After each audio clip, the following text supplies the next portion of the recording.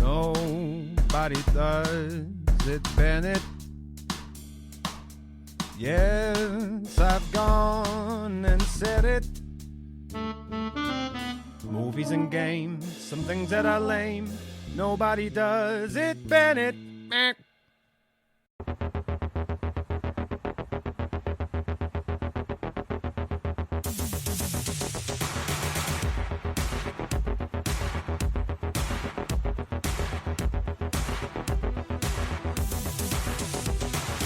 Good evening and welcome. There are some superb movies ahead on Movie Review Universe. Next time, we'll join Arnold Schwarzenegger as he goes to Mars and gets more than he bargained for in the 1990 movie Total Recall. Right now though, it's time for Harry Potter and the Philosopher's Stone. Hello and welcome to Nobody Does It Bennett, Movie Review Universe, otherwise known as the MRU. I am your host, The Greg Bennett Experience, and tonight I'm joined by Jemma and Tenson as we go through the movie Harry Potter and the Philosopher's Stone. Not the sorcerers. Well, it is in some aspects, you know. If you're American, I don't know why they changed it, but they did. No, they should have kept it. Apparently they were worried, the publishers, when the book came out, that Americans wouldn't understand the concept of a philosopher, so it got changed to sorcerer. And J.K. Rowling regretted it. I can believe that, though. Yeah. Sorry, I'm having some technical difficulties, but now I've got the script again. Just shut up. No, I'm keeping it in, yeah. Yeah. Right, so Jemma, welcome to the show for the very first time.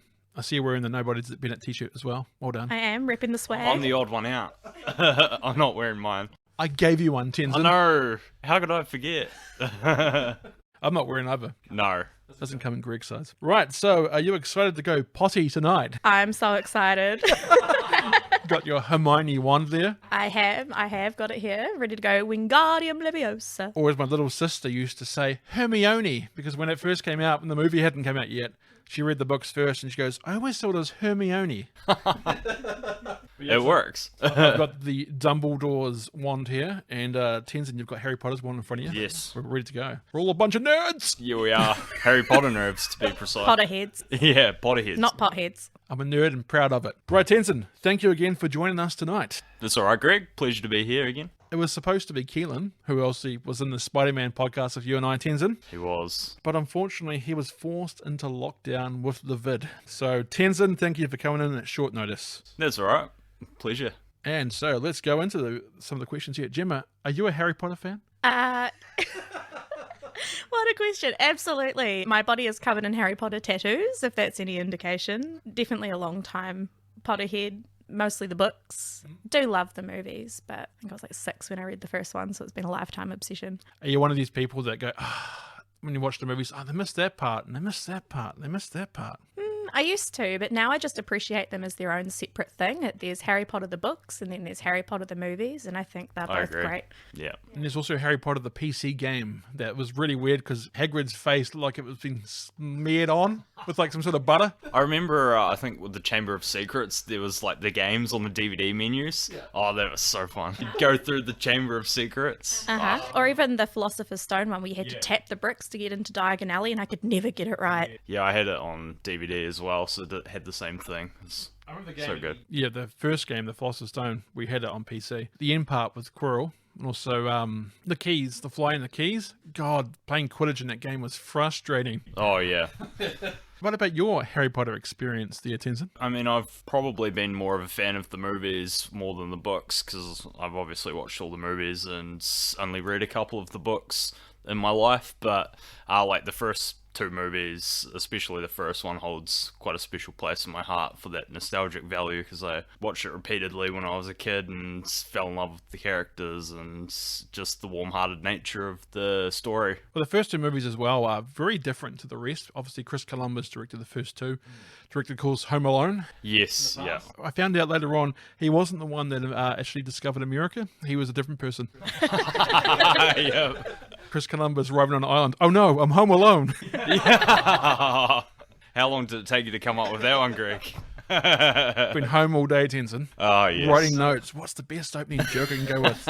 That'll work. I feel like the first 2 are probably a lot more child-friendly than 3 onwards. Like, Probably from the third one onwards, it gets quite dark. I find the first two feel like it's at a completely different school as well. The school just feels so different than the other ones in Jemma. Well, they completely changed the set and the layout of where Hagrid's hut was compared to the castle, and yeah, More hills as well. a lot more hills. Right, so what we're going to do tonight is give you our thoughts and opinions of Harry Potter and the Philosopher's Stone as we run through the film itself. After we will give you our ratings for Harry Potter and where it lands on the MRU standings. Since there are 3 hosts this week, I will give Tenson and Jemma the power and responsibility of rating Harry Potter and the Philosopher's Stone. I will give you my opinions as well, they just won't count on the official ratings. Ooh, pressure. But before we start tonight, I will address the J.K. Rowling situation. We here all are fond of Harry Potter and the Wizarding World itself. It has created a lot of positive memories for us and will continue to. That being said, I think I speak for all 3 of us when I say here that we believe in the inclusion of all races, all genders, male, female, non-binary, transgender, and any other one I may have missed. J.K. Rowling has the right to her own beliefs, but I personally disagree with any view that excludes people of any type. Absolutely. Yeah. Now let's get to the fun. Harry Potter is a series that my younger sister Kyla got me into. I saw the first 2 movies before I decided to read the books, which is big for me as I'm not a big reader. The magical world I found fascinating, and having the main character Harry being as clueless about magic and the world as the reader was genius, as it felt more natural and awe-inspiring to go along with the ride with Harry. I will say, one of my favourite bits, I think it's everyone's favourite piece of trivia from this film, Emma Watson, obviously who plays Hermione Granger, she was cast because she very much embodied the feel of Hermione, so they say. But the whole way through, she was so obsessed with learning her lines that she also learned everyone else's lines, and you can see her mouthing them when everyone else is talking, which is quite cute when we were doing the watch through with my son and I was pointing it out to him. That's Every time she interesting. did it was quite funny, yeah. Also, like when she acts in this one, especially the first couple, she's very open-mouthed. Very. Very.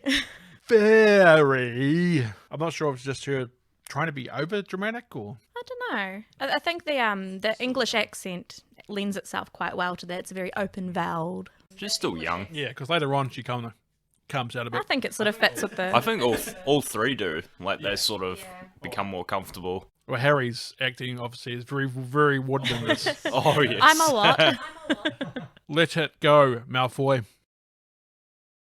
Much better actor, obviously, along the way. And some of the stuff he does now is amazing. Guns Akimbo. Loves Guns Akimbo. Swiss Army Man, where he's played a dead body the whole entire movie, was great. So he's, I think, Horns as well, where you wake up with horns. It's some interesting types that he's got there. It's crazy, you always see him as Harry Potter, though, even though he's been in all of those movies as well. Do you? Yeah. Well, I mean, Okay. to be fair, he's not wearing his glasses now, so, like, yes, yeah. The lightning bolt scar's gone. Yeah, it's a bit different, but it's still the same face. Is she not fooled by Clark Kent Superman then? No, not at all. Longest time I was like, "Oh, Clark Kent can't be Superman, like he's wearing glasses." If you like what you hear and have a recommendation for us, or you have a question, who knows? It might be about Harry Potter 1. You can contact us on the Nobody Does It Bennett Facebook page, or you can hit us up on the Twitter at NobodyDIBennett. You can also email us at nobodydoesitbennett@outlook.com. It's a Bennett with 2 N's and 2 T's. Nobody Does It Bennett is available on Spotify, Google Podcasts, iHeartRadio, YouTube, or by going to nobodydoesitbennett.buzzsprout.com. Right, Jemma? Left Tenson? Get it right, left joke there for you. You're ready to start your year at Hogwarts. Yes. I'm well ready. 17 years late. Yeah. Ladies and gentlemen, Harry Potter and the Philosopher's Stone from 2001. Nobody does it, Bennett. Right, so let's get on to the movie with Harry Potter and the Philosopher's Stone, or the Sorcerer's Stone if you're American about it. Actually, I've got more trivia. About that. So they actually had to have some of the scenes taped twice, with the children saying either philosophers or sorcerers, depending on who it was going to, which market it was going to. And then they had a lot of Hermione's lines in particular when they were in the library looking for information about Flamel. They just had her dub over sorcerers instead of philosophers for some of it, yeah. Interesting fact. Another interesting fact, I should say. Bit of dub, yeah. Nothing wrong with a bit of dub now and then. Movie starts at nighttime on Private Drive. I always thought it was Pivot Drive, but Private Drive. Movie starts at nighttime on Private Drive. I like how there is an owl just chilling on the... Oh, that is Pivot Drive, isn't it? Privet. Privet. Okay. Movie starts at nighttime on Privet Drive. I like how there's an owl just chilling on the Privet Drive sign. He's like, hey, yo, this is Privet Drive. How you doing? As the owl flies off, you can see an elderly wizard emerging from the trees. There is also a tabby cat nearby. The wizard uses a device that takes the light from nearby streetlights. Not the bulbs itself, but the light source. The street is now dark. The tabby cat meows at the wizard. I should have known that you would be here, Professor McGonagall. That was so good. I can't hold it. It's too good. It's so good. The camera pans away from the cat, but the shadow on the wall shows the cat transforming from a cat into a woman wearing a large witch-like hat. Good evening, Professor Dumbledore. The two begin to walk along the street. Are the rumours true, Albus? I'm afraid so, Professor. The good and the bad. And the boy? Hagrid is bringing him. You think it wise to trust Hagrid with something as important as this? Yeah, I do. What of it, all right? What of it, all right? Have you seen the man? I love how your Dumbledore sounds a bit like Ralph Fiennes' Voldemort. Harry Potter. Professor, I would trust Hagrid with my life. There is then a loud screaming noise coming from the sky. Almost sounds like a jet plane in nosedive. A large hairy man comes flying down on a motorcycle. Yes, you heard correctly. Flying down on a motorcycle. Professor Dumbledore? Sir? Professor McGonagall? No problems, I trust, Hagrid. No, sir. Little Tyke fell asleep just as we were flying over Bristol. I haven't got a great Hagrid, I'm sorry. Try not to wake him. There you go. Hagrid hands Dumbledore a baby. Albus, do you really think it's safe leaving him with these people? I've watched them all day. They're the worst sort of muggles imaginable. They really are. The only family he has. That's so good. Oh, gosh. This boy will be famous. There won't be a child in our world who doesn't know his name. Exactly. He's far better off growing up away from all of that. Until he's ready. Dumbledore puts the baby down on the doorstep of a house. Hagrid gets emotional. There, Hagrid. It's not really goodbye, after all. Dumbledore leaves a letter with the baby he is just going to abandon. Who knows, a wild raccoon might take off with it.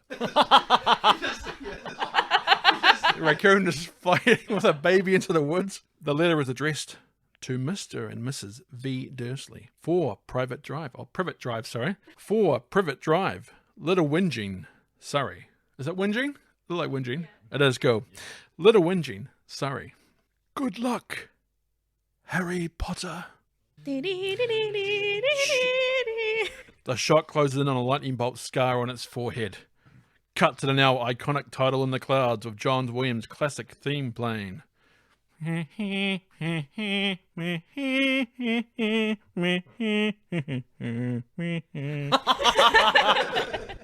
Harry Potter and the Philosopher's Stone shows up in the sky. The scene transitions back to the scar on the forehead, but now the scar is on a much older boy. A woman's voice can be heard telling the boy to get up. The woman then starts banging on the bedroom door, which you can see to be a cupboard under the stairs. Harry puts his glasses on as his cousin Dudley comes storming down the stairs, then runs back up the stairs and starts jumping to get Harry's attention. Dudley is yelling for Harry to wake up as they're going to the zoo. All the stomping is causing what looks to be sawdust coming down onto Harry and his bed. As Harry leaves his room, he gets shoved back in by Dudley. Then Dudley goes through the door to the living room. You get the impression straight away that maybe this family Harry is living with have a disdain for him. They might not like him. Maybe. I mean, he's in a cupboard under the stairs. It's Dudley's birthday today. As Harry walks into the kitchen, you can see how well Dudley is treated compared to Harry. Aunt Petunia is being very affectionate towards Dudley. Uncle Vernon is wishing Dudley a happy birthday from a chair at the breakfast table. Aunt Petunia tells Harry to cook the breakfast and not to burn anything. Oh, okay. So Harry is the house elf. He is. The slave. Yes. House elf sounds more magical than slave. Yeah, it does. Side note, what 10-year-old can cook bacon properly? Where do I find one? Yeah. I need bacon. Be handy to have around the house. Only the boy who lived could do this. He's got the power. He does. He can do anything. He can even cook bacon and not burn it at 10 years old. Don't know what a house elf is? Stay tuned for Harry Potter and the Chamber of Secrets. Aunt Petunia covers up Dudley's eyes and leads him into the living room. I want everything to be perfect for my Dudley's special day. Hurry up. Bring me my coffee, boy. Yes, Uncle Vernon? Aunt Petunia uncovers Dudley's eyes to reveal a room full of birthday presents. Aren't they wonderful, darling? How many are there? 36. Counted them myself. 36, but last year there was 37. Well, yes, but some are quite a bit bigger than last year. I don't care how big they are. Now, this is what we're going to do. As when we go out, we're going to buy you 2 new presents. How's that, pumpkin? Harry has the same look we all would have. I will take them all out while they're sleeping. Then I will chop them up into little pieces and dump their bodies in several different locations. Nothing too close to home, though. Maybe over next county to divert the police's attention. No? Just me, then? Maybe. Anyway, the Dursleys and Harry head to the car outside. You can see that Dudley is stuffing his face with something. Uncle Vernon warns Harry, any funny business and you won't have any meals for a week. Nothing like a bit of child abuse, huh, Vernon? Cut to the reptile house at the zoo. Harry and the Dursleys are looking at a snake exhibit. The snake is not moving, so Dudley demands that his dad makes it move. Vernon bangs on the glass to try and make the snake move. Then Dudley does the same. Harry tells them that the snake is sleeping. The Dursleys all walk away while Harry stays looking at the snake. As Harry is talking to the snake, pretending to have a conversation with it, the snake pops its head up at Harry and blinks. Harry is astonished by this. You'll notice that I say Harry is astonished by this quite a few times in this. Can you hear me? The snake nods. Yes. It's just, I've never talked to a snake before. Do you talk to people often? The snake shakes its head. You're from Burma, aren't you? Was it nice there? Do you miss your family? I love how you got this really thick kind of accent going on. I love it, though. I'm just trying to picture what he sounded like. It's good. I love it. Harry notices the sign that says, bred in captivity. I see. That's me as well. I never knew my parents either. Mummy, Daddy, you won't believe what the snake is doing. What snake? This snake. Yes. Dudley knocks Harry to the ground. Such a cheap-looking shoulder charge, too. Dudley presses his whole body up to the glass of the exhibit. Harry is watching on. Then, suddenly, the glass disappears in front of Dudley. It doesn't break. It disappears. Dudley falls into the exhibit with the snake. Or if I was being like in a sitcom antics, Dudley falls into the exhibit with the snake. Laughing track. Harry smiles gleefully. The snake slithers past Dudley and out of the exhibit. The snake then looks at Harry. Thanks. There you go. Anytime. When you come into the podcast tonight, Tenson, you're like, you know what? I better get that snake roll. Yes. I want that line where that snake says, and I want it. The line is just perfect. You seem like you kind of embodied the part. Oh, thanks, Greg. Calling him Snakey. Well, yes. The snake slithers away, keeping people at bay as it goes along. Dudley attempts to get out of the exhibit, but the glass has reappeared, trapping Dudley in the exhibit. Dudley starts crying for his mummy. Petunia sees her wee boy trapped in an exhibit and freaks out. You can actually hear Aunt Petunia yelling, Dursley! Dursley! Rather than his first name, Dudley. My sister Kyla pointed it out to me years ago. Oh, I've never noticed that. I wouldn't either if it wasn't for my sister. She's a nerd. You're a nerd, Kyla. Vernon looks at Harry with menacing eyes. The Dursleys and Harry arrive back at the house. Petunia helping Dudley inside as he's wrapped in a blanket. Vernon grabs Harry by the hair. What happened? I swear I don't know. 1 minute the glass was there and then it was gone. It was just like magic. Vernon forces Harry into his room under the stairs and locks the door from the outside. There's no such thing as magic. Slamming the door. Vernon slams shut the air vent opening in the front of the cupboard. There you go. And I'll use that sound effect too. You know what's really bad? When we were preparing for this, I was watching it and I was like, what's the timing of all the thumping on the stairs? Get it right. You had to add that Sound in there effects. as well. Have you seen how people do it in the movies? They have people just have random stuff around them, and they'll stomp on a towel or something to make it sound like they're running across sand or something like that. Or if there's glass breaking, they'll smash glass in a tray. Yeah. Amazing. Because what's the name of that? It's like a whole job. It's like an not an audio technician. Don't know what it's called. It's like Foley Folian? Oh, yes. I think it's Folian, yeah. It's incredible. I watched this like real short Facebook documentary about it once. I was like, wow, what a job. The timing, you got to get the timing bang on to Yeah. Bang on. bang on. Ooh. Cut to an owl flying high in the sky. It drops a letter at 4 Privet Drive. It manages to actually get the letter inside the house. Like magic. Harry sees the letter at the door and picks them up. One is a postcard, another looks to be a bill, but the third is addressed to Harry. Mr. H. Potter. The cupboard under the stairs. Okay, who has an address like that? 4 Privet Drive, Little Whinging. Surrey. Surrey seems to be the hardest word. It is so sad. It's a sad situation for Harry. So Dumbledore and... Oh, there goes my voice now. I have to speak like this for his time. So Dumbledore and co know Harry lives under the stairs, so they know how mistreated he's been, and do nothing. Do nothing this whole time. Child abuse. Doing nothing is almost as bad as doing it. There's a bit of it's a bit problematic, but they sort of filled in that plot hole a little bit. We shouldn't get too into it since this is only the first one. But How about instant forgetto? There has to be an alternate timeline out there where Harry wages war against them for not helping him as a child. I would love to watch that. Someone's probably written that as a fanfic. Like a what if? Yeah. He does treat them like worse as the movies progress, though. Although, how much of that is the whole Horcrux issue? Yeah. Were they treating him poorly because of the effect of the Horcrux? I mean, they'd had 10 years of it up till this point. That's a lot of exposure. I mean, look what it did to Ron and Hermione. Well, it completely changed Harry as a person. Yeah. And look what happened to Frodo when he got it. Yeah. It's basically the same with the ring. He didn't want to give it back, yeah. Unlimited power. Harry Potter and the Fellowship of the Ring. There's going to be an alternate world up there where that's actually a story. Oh, it's the same actor, right? Yeah. Harry goes back into the living room with the letters. Dudley, wearing a straw hat and a uniform, notices that Harry has a letter. Looks like a real dork with that hat and stuff on. What a dork, eh? Smeltings. What a dork. As Harry goes to open the letter, Dudley snatches it away from him. Dudley gives it to Vernon. Give it back, it's mine. Yours. Who'd be writing to you?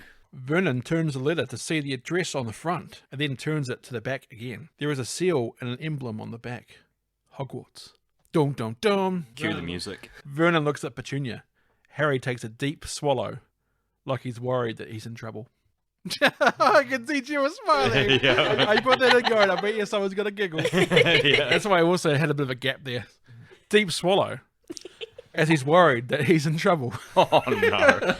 Cut to another owl dropping another letter for... Cut to another owl dropping another owl for Harry. That's what I put in the letter.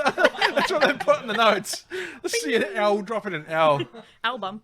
That'd be terrible. Cut to another owl. Cut to another owl dropping another letter for Harry. Vernon tears the letter up, then blocks the post slot in the door. No more mail through this letterbox. Cut to Petunia seeing Vernon off as he goes to work. There is a large parliament of owls outside the Dursley residence. A group of owls is known as a parliament. Spectacular. The owls have dropped a heap of letters, all addressed to Harry. Cut to Vernon throwing the letters addressed to Harry into the fireplace, smiling at Harry as he burns them. A real sadistic look on his face. And this is the photo I took on the Facebook as well when I was doing the hint to what's coming up. It was that shot of him just kind of sadistically smiling as he's putting in the fire. And Smacking his wee gums. yeah. Gives him like a, yes, yeah. Head nod of approval. Cut to Vernon feeling relaxed and happy with himself. Fine day, Sunday. In my opinion, best day of the week. Why is that, Dudley? Dudley shrugs his stupid little ungrateful shoulders. That was perfect. Because there's no post on Sundays? Right you are, Harry. No post on Sunday. Ha! Harry looks outside the window and sees an owl fly by. No blasted letters today. No, sir. Harry takes a closer look outside the window and sees that the whole yard is covered in, yes, you guessed it, a parliament of owls. Oh. There's even a ton of them on the roofs of the house, because there's 2 roofs that actually the house has. So they're roofs of the house. No, sir. Not one blasted miserable. A letter flies down the chimney and through the fireplace, hitting Vernon square in the face. Then there is a loud rumble as the house begins to shake. Thousands of letters come flooding out of the fireplace. Harry grabs one of the flying letters and runs off while Vernon chases him. Side note, how many of them were lying on the floor that he could have just picked up and run? Yeah, exactly. Silly. Harry tries to escape into his room under the stairs, but gets caught by Vernon. If I was Harry, I would have grabbed multiple letters, shoved a couple down my pants, then have one in my hand as well. That way, when Vernon grabbed the letter out of my hand, I would have had backups. What if you'd asked him about it? Is that a letter in your pants? Or... Would he grab the letter? The flood of incoming letters even knocks the piece of wood blocking the letterbox slot in the door. That's it! We're going away! Far away! Where they can't find us! Daddy's gone mad, hasn't he? So good. Cut to a building in the middle of an island of rocks, surrounded by a stormy ocean. Might be an old lighthouse. I'm not sure what they say what it is, but it looks like an old lighthouse. It looks like something that wouldn't exist in the real world to me. It does look a fantasy place, doesn't it? Or it could be in Chicago. I don't know. Vernon and Petunia are sleeping in a bed on an upper level, while Dudley sleeps on a couch or sofa below. Harry is sleeping next to Dudley on the floor. Harry uses the dirt on the ground to draw a cake with words that says Harry Birthday inside it. Harry Birthday, because it's his birthday. Harry Birthday. I should have gone with that. Harry looks at Dudley's flash Adidas watch to see that it's midnight, 12 a.m. It's now officially Harry's 11th birthday. Make a wish, Harry. Harry closes his eyes and blows away the drawn candles on his floor dirt birthday cake. Suddenly, there is a loud banging on the door. Bang! Again and again and again until the door breaks down. Vernon has come downstairs with a rifle. It's a pretty scary figure of Hagrid in the doorway when he walks in. What is the gun control like back in the 90s that you can just get a rifle and go to a deserted island off the coast where it's like a storm going on? If this is Harry Potter and the Sorcerer's Stone, they're like, oh, it's just another Tuesday. But everyone else is like, he's got a gun? What? This has kind of escalated hugely. A very large, hairy man carrying an umbrella comes towering into the room. Sorry about that. The large, hairy man picks the door back up and places it back over the door frame. I demand that you leave at once, sir. You are breaking and entering. Dry up, Dursley, you great prune.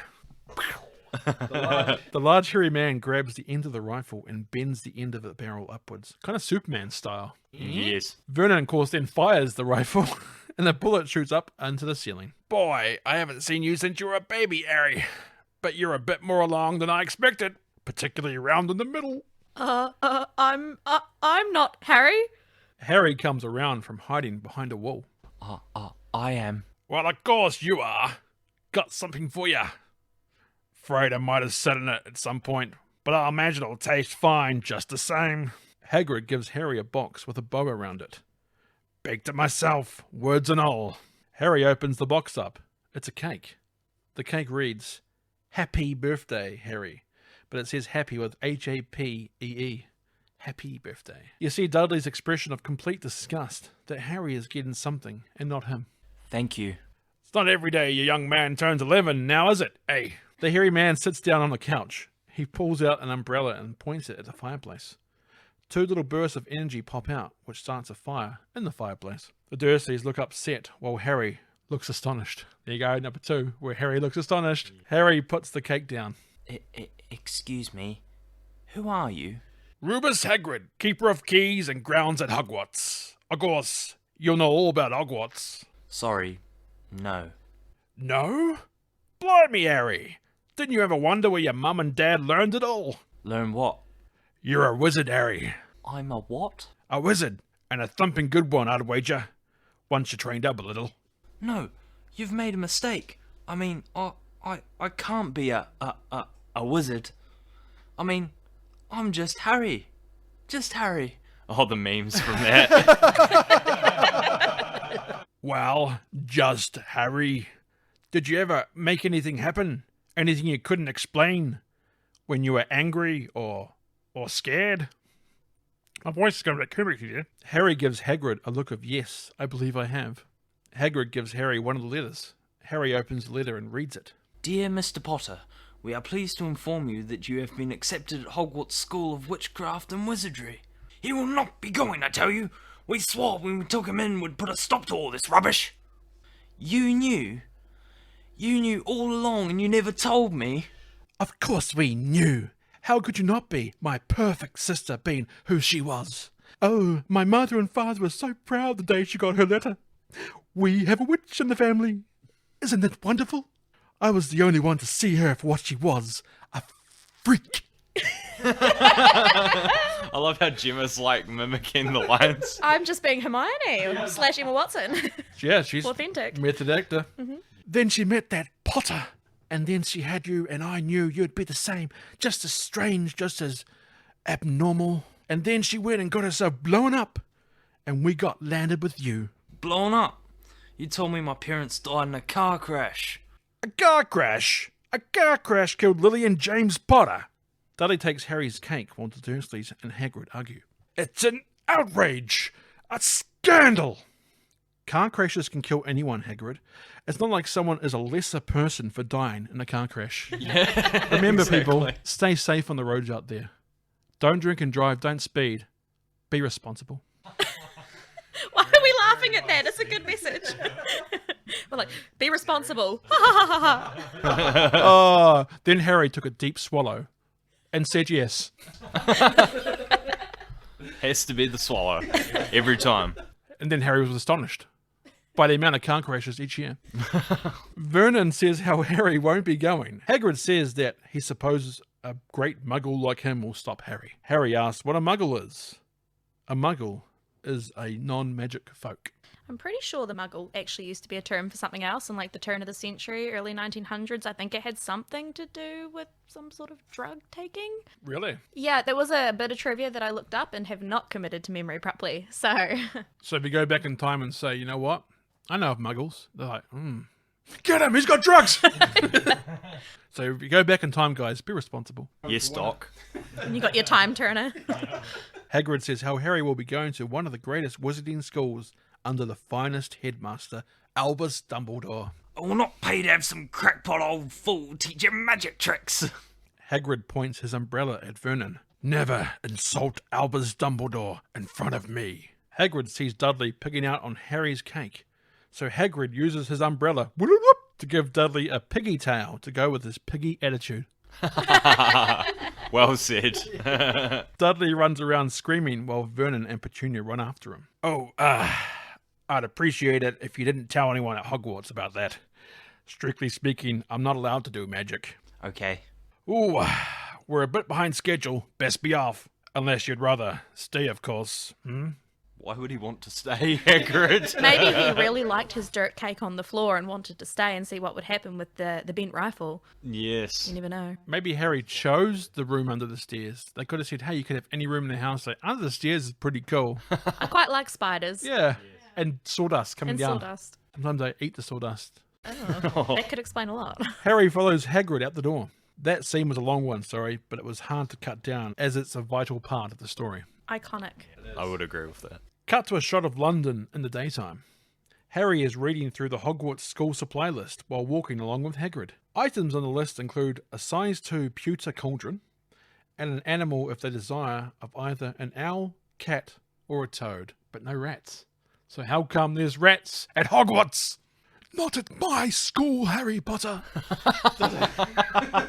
That voice every time. Doesn't say anything about rats. Yeah, we've got here. Harry asks Hagrid if they can find all this in London. Hagrid explains you can if you know where to look. Or if you know where to go. Then they walk into the seediest looking door possible. Yeah. Hagrid and Harry enter a quaint little establishment called the Leaky Cauldron. Quaint. Quaint. There I you would have go. called it dirty. Yeah, dirty and dodgy. Yeah. Quaint is a nicer way of saying it. Is it? The bartender says, where's your ID? You look about, 10, 11 years old? You ain't getting served here. The bartender asks Hagrid if he wants his usual. The bar is packed with interesting looking folk. Hagrid says how he's an official Hogwarts business, helping out young Harry here. The bartender goes, bless my soul, it's Harry Potter. The whole bar goes silent and stares straight at Harry. That'd be terrifying because you don't know what the heck's going on. It was like, look at him like, oh, There's a child in a bar. there is. What, just turned 12? 11. We just established that minutes ago. He's 12 in the Chamber of Secrets. I'm a year ahead, damn. One of the bar patrons come up and shake Harry's hand, welcoming him back. A lady then comes up and introduces herself to Harry. Harry then meets a man who is wearing a dark grey head wrap. Harry Potter.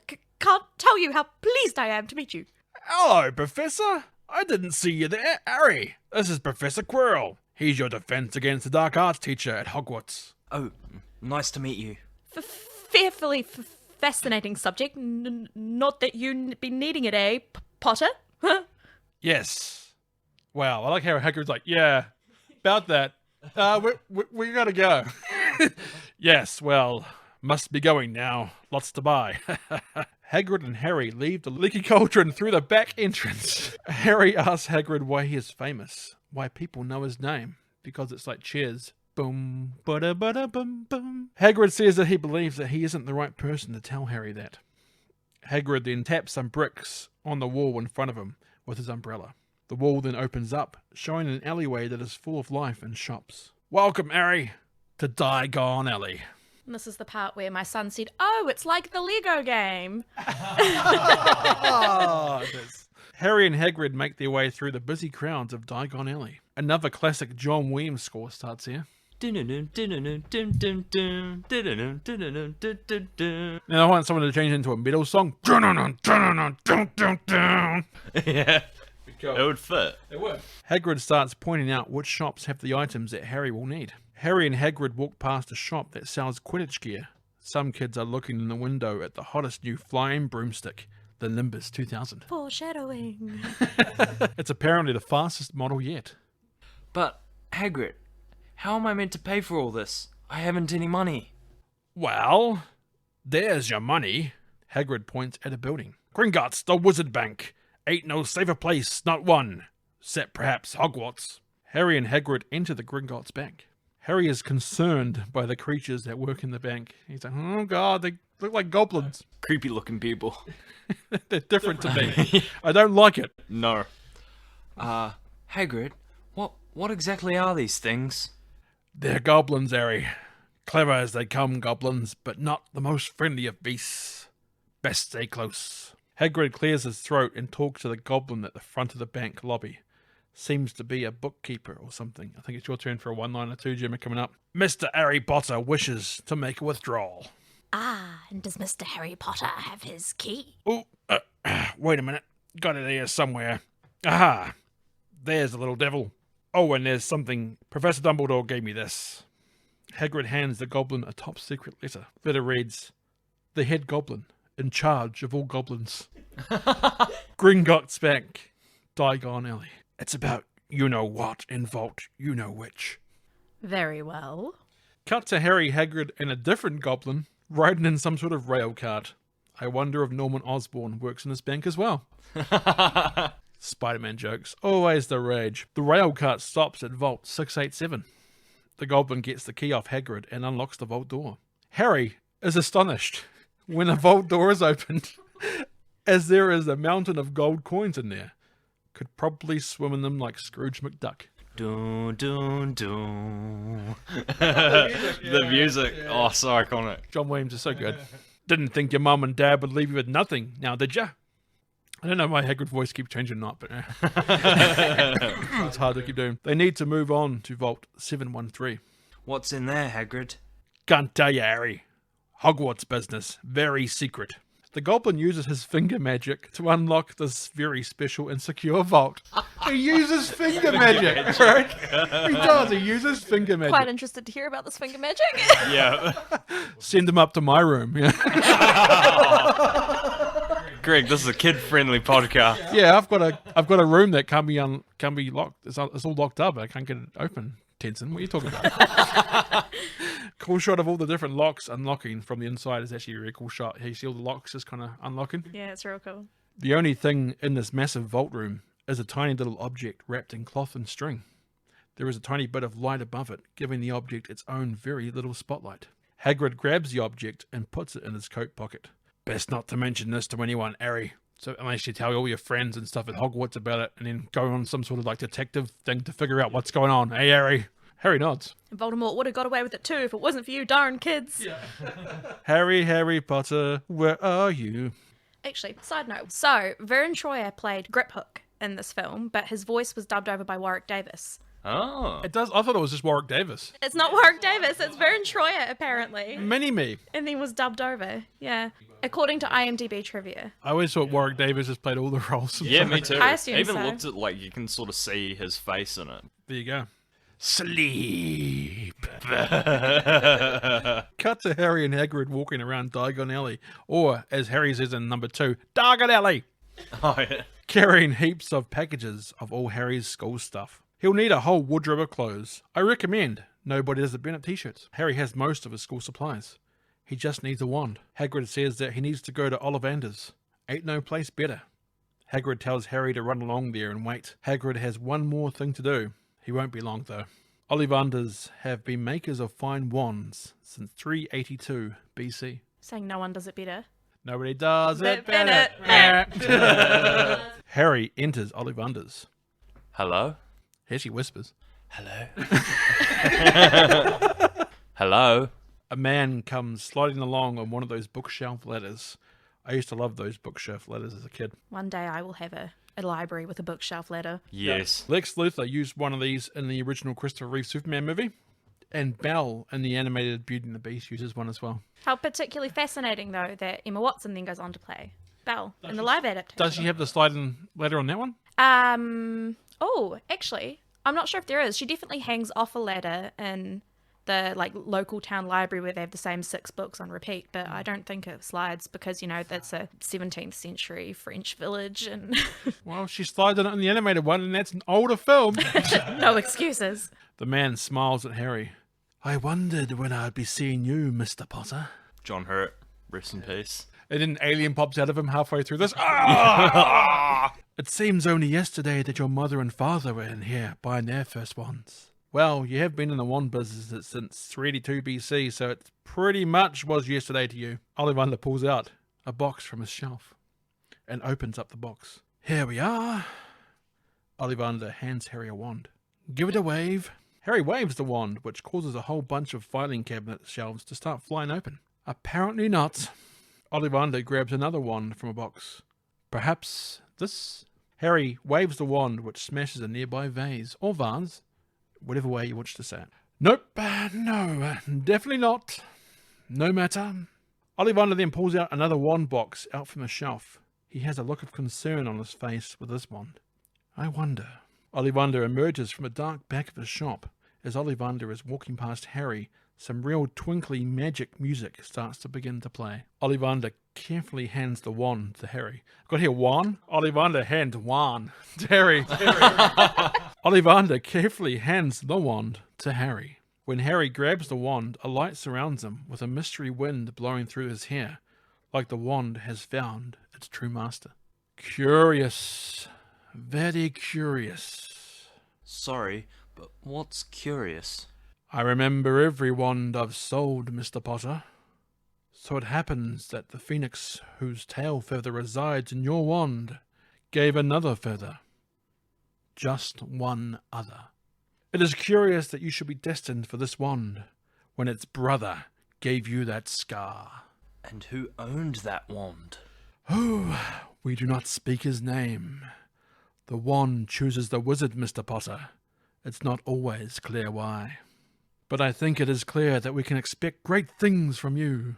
After all, he who must not be named did great things. Terrible things, yes, but great. Hagrid knocks on the window outside. Happy birthday, Harry! Woo! Yeah. Then we see Hedwig. Hagrid has bought Harry an owl, snow white in colour, with a pepper of black spots on the wings. Because why get a regular owl when you can get one that's so plainly spotted in the sky? Yeah. So everyone knows when you're sending letters to your pen pals. Well, not when it's snowing. True. Winter camouflage. Hedwig is so cute, though. Oh, she's so cute. Played by 3 owls. The main one was named Gizmo. Another bit of trivia. Sorry, I was just doing Gremlins music because of Gizmo. Oh my god, I always wanted one of those as a pet growing up. You don't feed Hedwig after midnight then, do you? No. Don't you do it. Cut to Hagrid and Harry eating in a tavern somewhere by themselves. Perhaps the Leaky Cauldron? Doesn't actually say where they are, does it? I think in the book it's the Leaky Cauldron. Okay, but no one's there. It's really weird. This is a spooky scene. Did he use some of his money to say, I want VIP access here, just let everyone else out. I want the VIP room. No, I reckon they've all been out drinking during the day and they've told their wives they've still got a job at the ministry, but they don't. So it's time for them to head home. I I love how scary Voldemort looks in the flashbacks of the scene. Like, just the hood cloak and everything. Like the Oof. Emperor? Yeah, pretty much. So you can't see the handsome face that he originally had. Yeah, so you can't see that it's actually Palpatine. Harry asks Hagrid about the person who gave him the scar on his forehead. The same person killed his parents. Hagrid explains that not all wizards are good. Some of them go bad. Like a smell, you can smell it and go, oh, that wizard's gone bad. A few years ago, there was one wizard who went as bad as you can go. His name was Maybe if you wrote it down. Nah, I can't spell it. Alright. Voldemort. Voldemort? Shh. It was dark times, Harry. Dark times. Voldemort started to gather some followers, brought them over to the dark side of the Force. Anyone that stood up to him ended up dead. Your parents fought against him, but nobody lived once he decided to kill them. Nobody. Not one. Except you. Me? Voldemort tried to kill me? Yeah, you're an ugly baby. Yes. That ain't no ordinary cut in your forehead, Harry. A mark like that only comes from being touched by a curse, and an evil curse at that. What happened to you know who? Well, some say he died. Cobb's wallop in my opinion. Nope, I reckon he's out there, too tired to carry on. But one thing's absolutely certain. Something about you stumped him that night. That's why you're famous. That's why everybody knows your name. Cut to a shot of King Cross Station. Harry and Hagrid make their way along a walkway. Harry is pushing a trolley with all the stuff on it. Hagrid looks at his pocket watch and tells Harry that he needs to go, as Dumbledore will be wanting this, and he pats at his pocket. Dumbledore will be wanting his, well, he'll be wanting to see Hagrid. Hagrid hands Harry his ticket. Hagrid tells Harry that it is very important that he sticks to his ticket. Ticket reads, London to Hogwarts, for one-way travel, platform 9 3/4.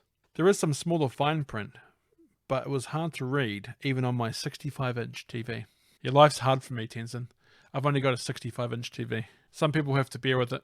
It's okay. It's okay, Greg. A 65-inch TV is actually average. Yeah. So there's nothing to be ashamed of. What about the 85-inch I tell you TV, what, Greg? the quality of my 65-inch TV is great, all right? It performs well. It's not the size, it's the quality. But in this case, it's also the size. It's not an OLED, though. Yeah. It's not an OLED. It's not an OLED like yours. No. No. Harry says how there must be a mistake as the ticket says platform 9 3/4. There's no such thing, is there? I like how he says that. No such thing, is there? I'm Harry Potter. Harry looks up to see that Hagrid has Batmaned him, as Hagrid has completely vanished without a sound. Harry goes to the platform, struggling to find 9 3/4. Harry asks the station employee. Excuse me, sir. Can you tell me where I might find platform 9 3/4? 9 3/4? You think you're being funny, do ya? That scene's so memorable. The guy seems so pissed off, like, this is the 10th little kid thing he's been asked today. Because he's just absolutely pissed off. But another kid's like, excuse me, can you tell me which one goes to Wonderland? Excuse me, sir, can you tell me which one goes to Timbuktu? Excuse me, sir, where's platform 9 3/4? 9 3/4? Think me funny, do you? I've had enough day of this. He'll run off here, probably walk onto a train. Yep. So the man who actually plays the station employee is a driver, like a train driver who worked out of King Cross Station.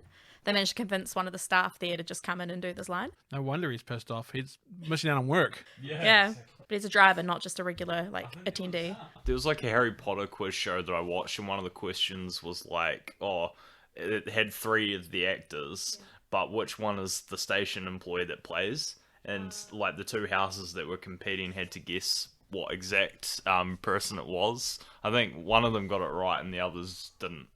Was it the Ravenclaws? It would have been the Ravenclaws. No, it may have been Hufflepuff, actually.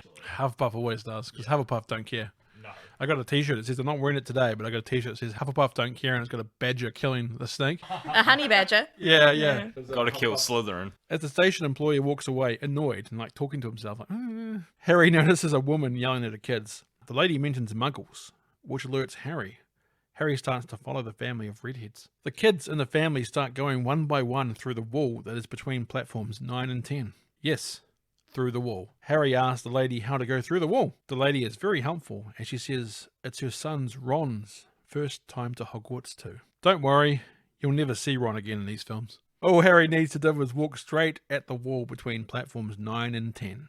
Best to do it with a bit of a run if you're nervous. The future Mrs. Potter tells Harry, Good luck. It was not scripted either. She just said it, so they left it in. oh, there you go, it worked. Yeah.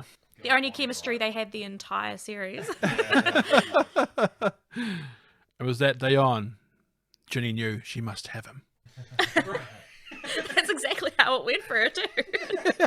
Harry runs through the wall. There is complete darkness for a moment before Harry emerges into an entirely secret platform, one that has an absolute gorgeous looking steam train parked on it, while kids board the carriages. This is your first look at train number 5972, otherwise known as the Hogwarts Express. As you can see, Tenson on the wall there, I have a poster of the scene. Beautiful.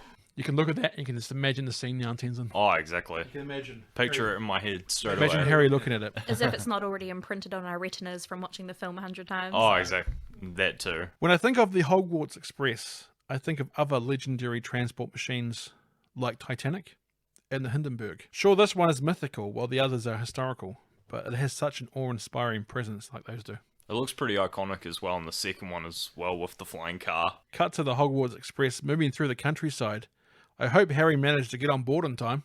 Harry is looking out the window in a carriage. Oh, cool. He did get on board. Ron, the red-haired boy from before, approaches Harry. Excuse me? Do you mind? Everywhere else is full. Not at all. Ron sits down in the seat opposite Harry. I'm Ron, by the way. Ron Weasley.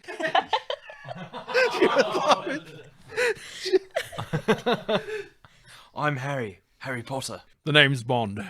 James Bond. Ron is completely shocked, not about the James Bond reference, but the Harry Potter one.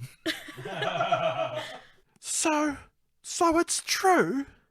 I mean, do you really have the... The what? Ron swallows deeply. The scar? Oh, yeah. That's more like, oh yeah, no, oh yeah. Oh, yeah. Oh, yeah. Harry lifts his fringe above his forehead, revealing the lightning bolt scar on his forehead. Wicked. I'm not going to survive it. The trolley pulls up by the carriage doorway. Anything off the trolley, dears? No thanks. I'm all set. Scrunched up sandwiches and Yeah, so I see that and I think of my parents. My parents wouldn't be making me buy things on board. They're like, you've got lunch, you're not going to get anything else, you're going to have this or nothing. Ron shows some homemade food wrapped in his pocket. Harry, realizing that Ron is dirt poor, decides to use his parents' hard-earned wealth that he's just recently fallen into. We'll take the lot. It's like, God, Harry, you're so greedy. Yeah, geez, Harry, what about every other kid on that train that wanted some treats? Bet you some kids saved their pocket money for months before going, thinking to themselves, cool, I'll now be able to buy some treats on the Hogwarts Express on the way to school. Cut to a little later, where Harry and Ron have all the treats scattered over the carriage booth. There's even a rat in one of the now empty boxes. Harry even has some of those small chocolate Easter eggs that are packed in a single row formation. You notice those ones that came out? Oh, yeah. He has some of those, like, oh, not everything's magic, eh, Harry? Harry asks Ron about the Bertie Bott's every flavour beans. According to Ron, they mean every flavour.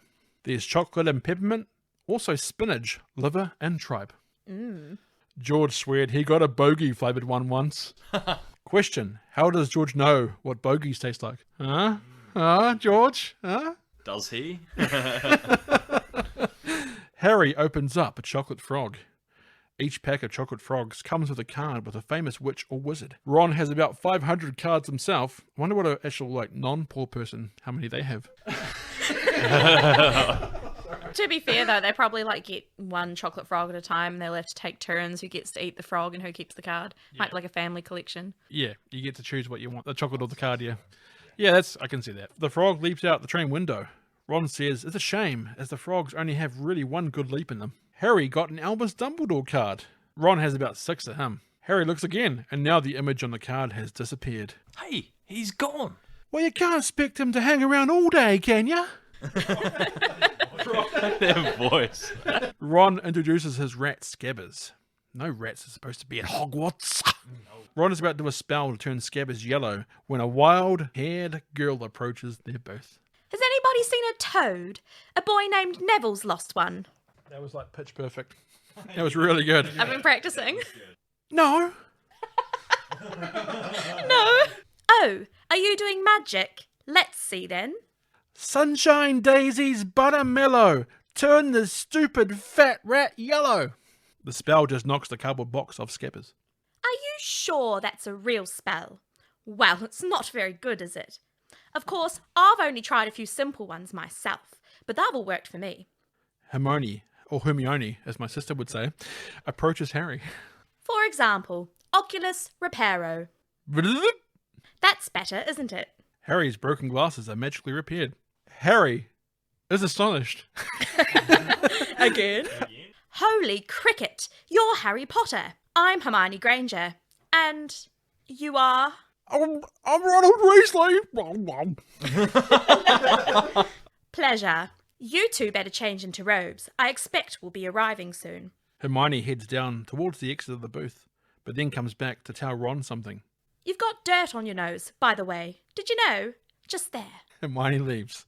So that's a good introduction for Hermione. She's just like abrasive, confident, and very kind of like no filter. Uh-huh. Yeah. Steamrolls the conversation, leaves. Yeah. On a steam-powered machine, huh? The sign that she's going to carry the three literally through the whole saga. What she is, she's pretty much the reason that they do what they do. Oh, definitely. Harry is needed, Hermione's needed, and Ron, he's needed for Wizard's chess, and that's about it, let's be fair. Yeah. Cut to the Hogwarts Express pulling up at Hogwarts Station at night. Wait, didn't Hermione just say they were almost there when it was broad daylight outside the window? I'm confused. Hagrid is at the station with a lantern. Right then, first years, this way, please. Come on now, first years, don't be shy. Come on now, hurry up. Harry and Ron jump off the train, now wearing their school uniform and robes. Hello, Harry. Hi, Hagrid. Right then, this way to the boats. Come on, follow me. Cut to a convoy of self-driving boats sailing across the water towards the giant castle. This is one of the most iconic Harry Potter shots. The boats going across the water. Oh, yes.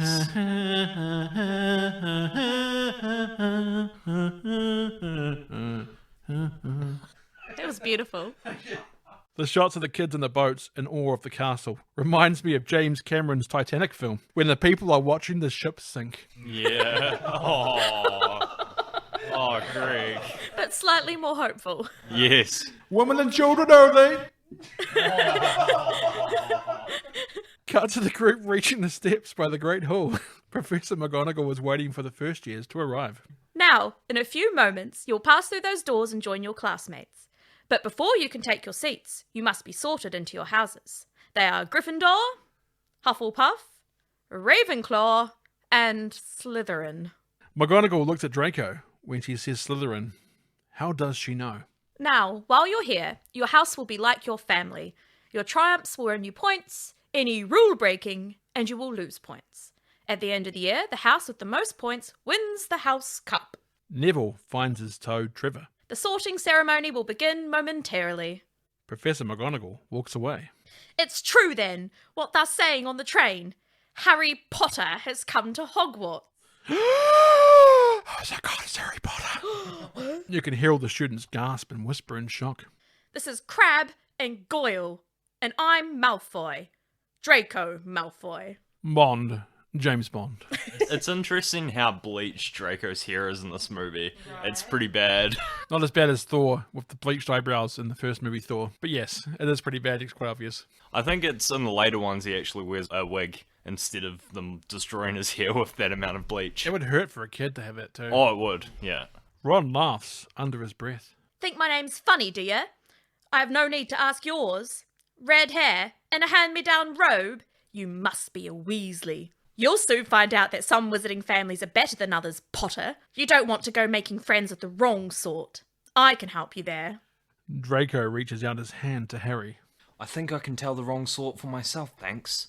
Like, hype guys behind him like, oh! I always wonder, like, if Harry shook his hand, like, how the series would end up. Like, yeah. if he became... Another what if. Yeah.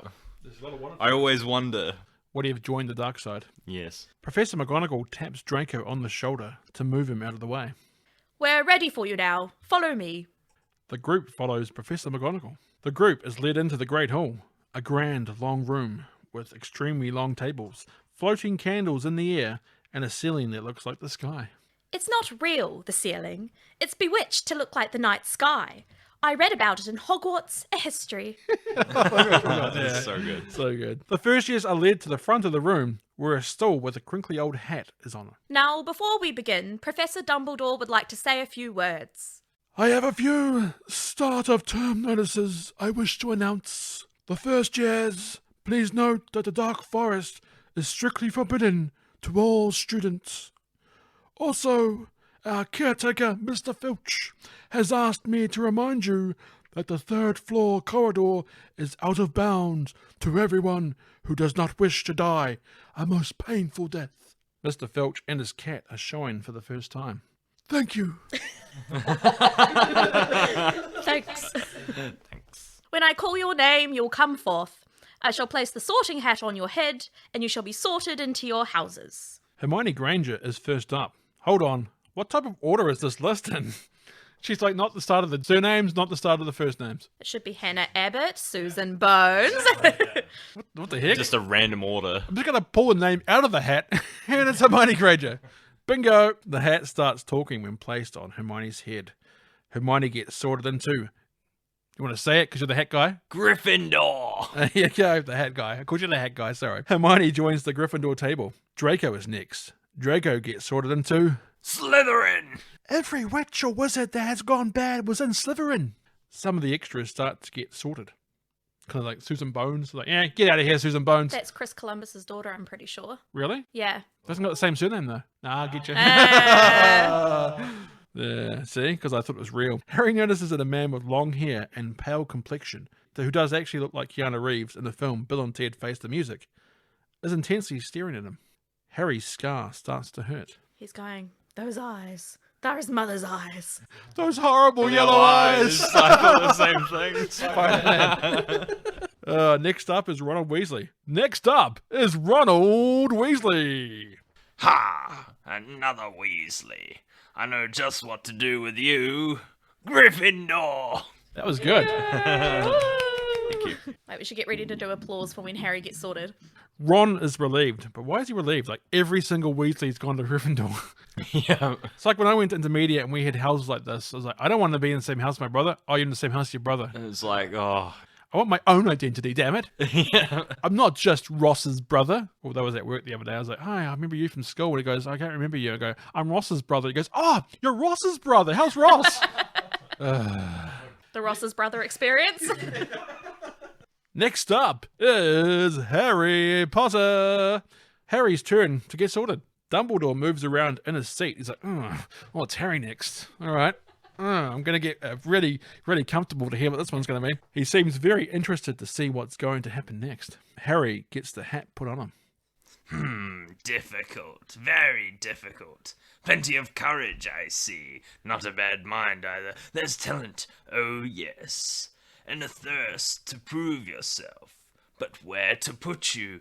Not Slytherin. Not Slytherin. Not Slytherin, eh? Are you sure? You could be great, you know. It's all here, in your head. And Slytherin will help you on the way to greatness. There's no doubt about that.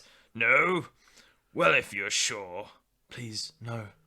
Better be Gryffindor. Yeah. Might have a drink after that. So much serotonin. So good. Harry is happy. Like the first time in his life, Harry is actually happy. Happy Potter. Does everyone see the conversation that Harry had and the sorting hat had? Did everyone, like, I don't think the sorting hat, you can actually see this conversation, can you? Not from the outside, for observers. Everyone else just had the name, so I'm guessing that's what you see. Yeah. They just sat there for ages and they can see him muttering to himself. They're like, what is going on? I always wonder what he would have been like if he was in Slytherin. I've got here, Tenson, just as you said that, I would like to see a what-if type of Harry Potter with Harry going to Slytherin. Plenty of fanfic out there. Yeah, exactly. And also, if he went to Hufflepuff, does that mean that maybe Batman, Rob Pattinson, wouldn't be in the fourth movie? Oh, true. He's in Hufflepuff, I believe. He is, yeah. Why not Cedric. two Hufflepuff champions, huh? Yeah. Cedric Diggory. Harry was in the same house as Rob Pattinson in Someone's in the Way. Jemma's not going to get this.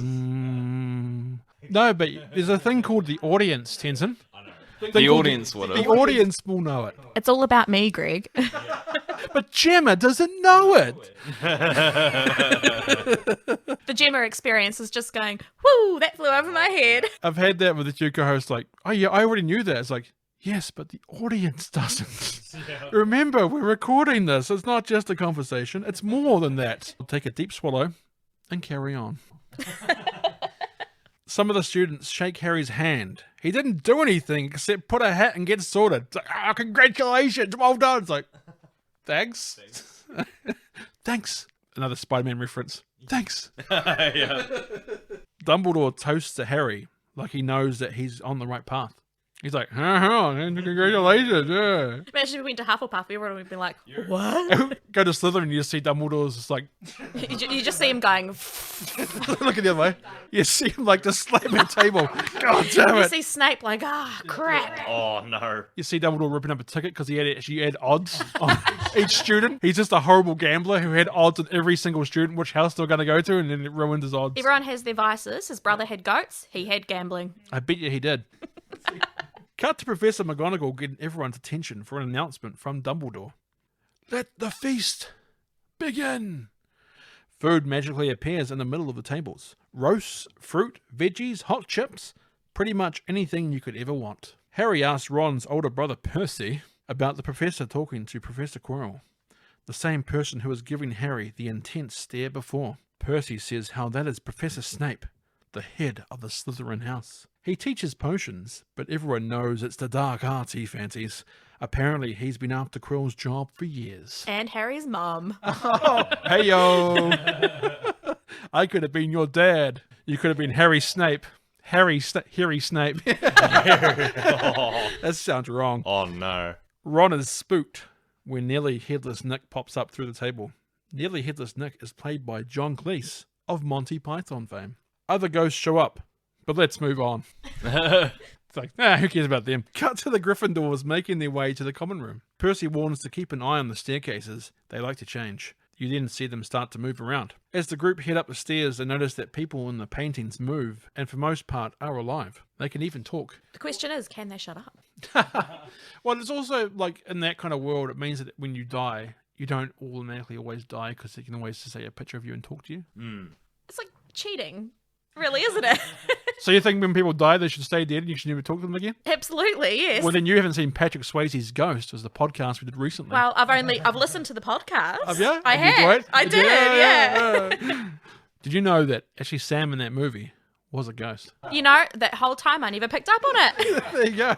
They arrive at a painting of a large lady that changes in later movies. She asks for a password. Percy says, Caput Draconis. the painting swings open to reveal the entrance to the Gryffindor common room. Welcome to the Gryffindor common room. Boys' dormitory is upstairs to the left. Girls, the same but on the right. She says, like, the same but on the right, right? Cut to night time. All the boys are asleep in the dormitory. All except one. Harry is sitting by the open window looking outside with Hedwig, his owl, chilling next to him like a boss. And he gives him a pat in the head. And he's like, yeah. Harry was totally having his Instagram story moment just then. Like a boss. Like a boss. I guess Harry just appreciates the fact that he now can enjoy fresh air rather than the cupboard under the stairs. That's very true.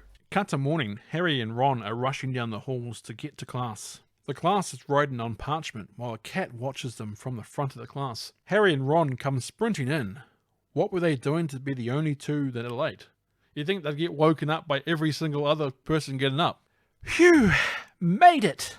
Can you imagine the look on old McGonagall's face if we were late? The cat then jumps off the table and transforms into Professor McGonagall mid-jump. That was bloody brilliant! Thank you for that assessment, Mr. Weasley. Mr. Weasley, shouldn't it be Master Weasley? He's secretly married. Yes. Because they keep calling Mister through this, but they should be Master. It's like, it's funny, because you're a master when you're a kid, but when you become a master of, like, a martial arts, you become master again. It's like, when you're a kid, are you secretly good at martial arts? Yes. Okay. As a keeper of two children, can confirm. They hit. They kick. Yep, do. Perhaps it would be more useful if I were to transfigure Mr. Potter or yourself into a pocket watch. That way one of you might be on time. We got lost. Then perhaps a map. I trust you don't need one to find your seats. Oh, McGonagall just snapped ya! Burn. She burns him well there, actually. She does. Yeah, that's a Good great burn. scene. Yeah. If only I could do the Scottish accent and do it, real justice. I like McGonagall, like, later on, this is cheating, because there's also later movies. I like how she progresses, and you realise that she actually obviously is like the mother he never had. Mm-hmm. That she's being strict because she wants to make sure he stays on the right path and doesn't get led astray. Cut to later on. The first years are now getting ready for potions class. Here we go, Tenson. Snape comes storming in like Darth Vader. There will be no foolish wand-waving or silly incantations in this class. As such, I don't expect many of you to appreciate the subtle science and exact art that is potions making. However, for those select few Looks at Malfoy. who possess the predisposition, I can teach you how to bewitch the mind and ensnare the senses. I can tell you how to bottle fame, brew glory, and even put a stopper in death. Then again, maybe some of you have come to Hogwarts in possession of abilities so formidable that you feel confident enough to not pay attention. Hermione nudges Harry as he's totally unaware that Snape is talking about him. Mr. Potter, our new celebrity. Tell me, what would I get if I added powdered root of asphodel to an infusion of wormwood? Hermione puts her hand up, as Jemma is doing as well. You don't know? Let's try again. Where, Mr. Potter, would you look if I asked you to find a bezoar? Hermione puts her hand up again, as does Jemma. I don't know, sir. And what is the difference between a monkshood and wolfsbane? Hermione once again puts up her hand. We get it, Jemma. We get it. I don't know, sir. Pity. Clearly, fame isn't everything. Is it, Mr. Potter? That was damn good, sir. It was really good. So good. I didn't hold it like the whole time because there's so much dialogue. Amazing. I thought Snape was in the room here. I thought Alan Rickman had come back. Yeah. Or, another rest in peace. Damn fine actor. All respects to Alan Rickman. He was a great actor. I loved him also. Not only in Die Hard, but also in... what's that movie? Galaxy Quest. Yes. Galaxy Quest. How'd you get out of my brain, Jemma? Because it's just iconic, Rickman. Yeah, I love that one. Yeah, he's great in Galaxy Quest. Cut to Seamus Finnegan trying to cast a spell at breakfast in the Great Hall, but Seamus just cartoonishly blows himself up. Explosions are funny in movies, eh, guys? The owls fly into the Great Hall delivering mail like they are 1940s-style fighter bombs, just dropping parcels from great heights. I hope no one ordered an anvil. Blonk. Neville gets a Rememberall, a device that shows red smoke inside the ball when you have forgotten something. Only problem is, Neville can't remember what he's forgotten. Oh. I know what it is he forgotten. What was it? If you pay attention, he's the only one not wearing robes, so he must have forgotten to pack them when he went to Hogwarts. I think he would have remembered by now when he's seen everyone else wearing robes, but alright. That's Neville. Very perceptive. Harry reads in the Daily Prophet that someone has broken into Gringotts Bank. The vault that was broken into was Vault 713, the vault Hagrid had emptied the day Harry was with him. Hermione shows her suspicious eyes. A mystery for the Scooby-Doo gang to solve. Cut to the class outside for broomstick flying practice with Madam Hooch. What a name. I know. Got here. Hooch is crazy. Shout out to all those Scrub fans out there. Madam Hooch does have some freaky looking eyes though. Yeah. Just some cat's eyes. The group are learning how to command a broomstick to their hand. Harry gets the broomstick to fly into his hand immediately. Hermione is not impressed that Harry beat it or something. You see her face is...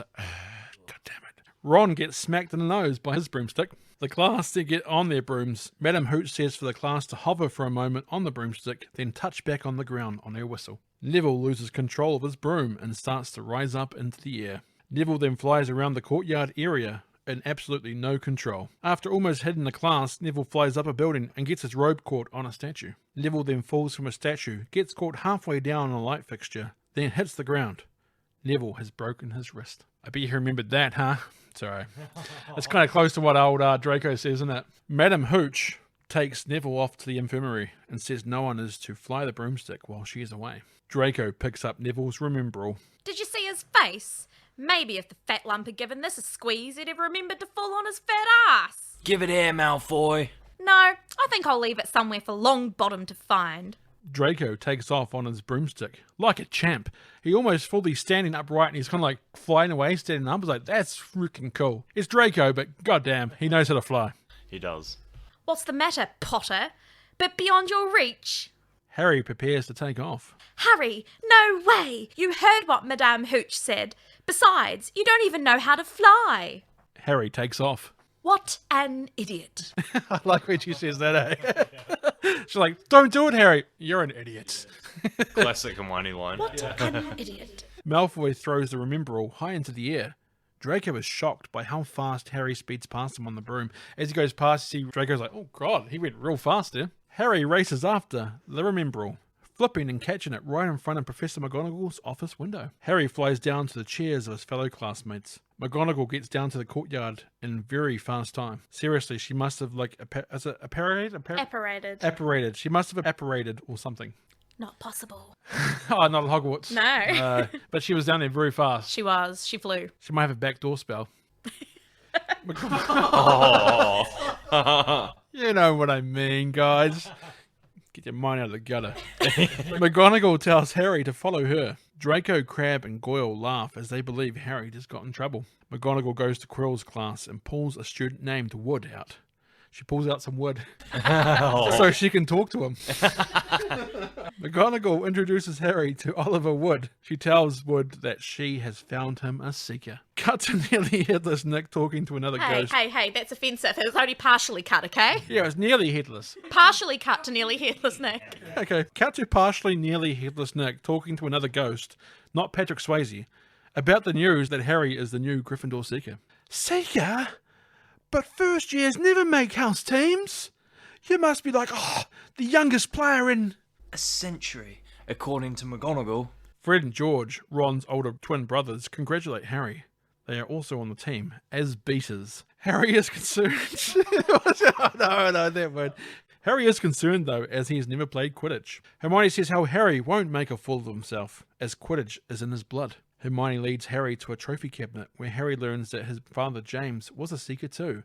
James was a seeker back in 1972. While Harry, Ron and Hermione are walking on the stairs, the staircase starts to move. The trio head through a nearby door, hoping to escape the stairs before they move again. They enter a dark and dusty room.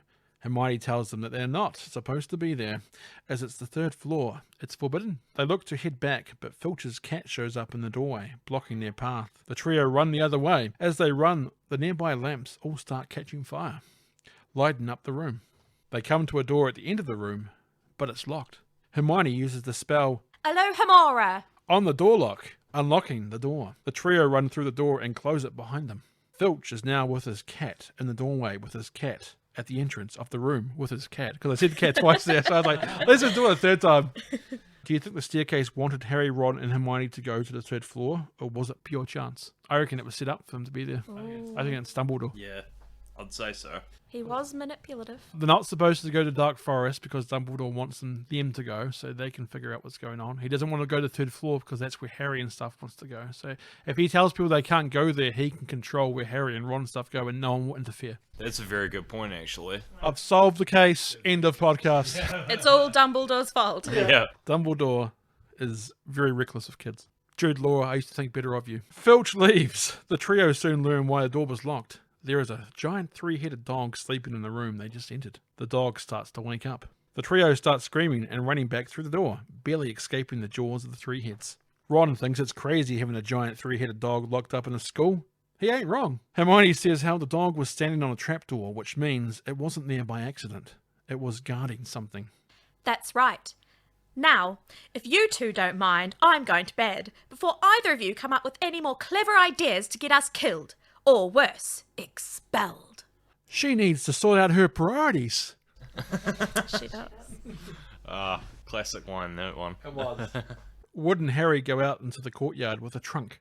Wood explains to Harry what Quidditch is and what each bit of the equipment is used for. But the only thing Harry really needs to worry about is the golden snitch. The small shiny gold ball flies around in a Quidditch match. It's the Seeker's job to catch the golden snitch.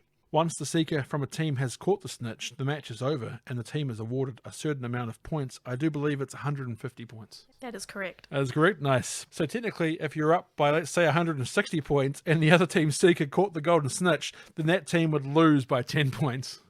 Something you may hear about if we eventually get to the Goblet of Fire. Aha! There is one line that Wood says in this scene that makes me immaturely giggle. Not bad, Potter. You'd make a fair beater. You'd make a fair beater. Beta. Oh. Cut to Charms class.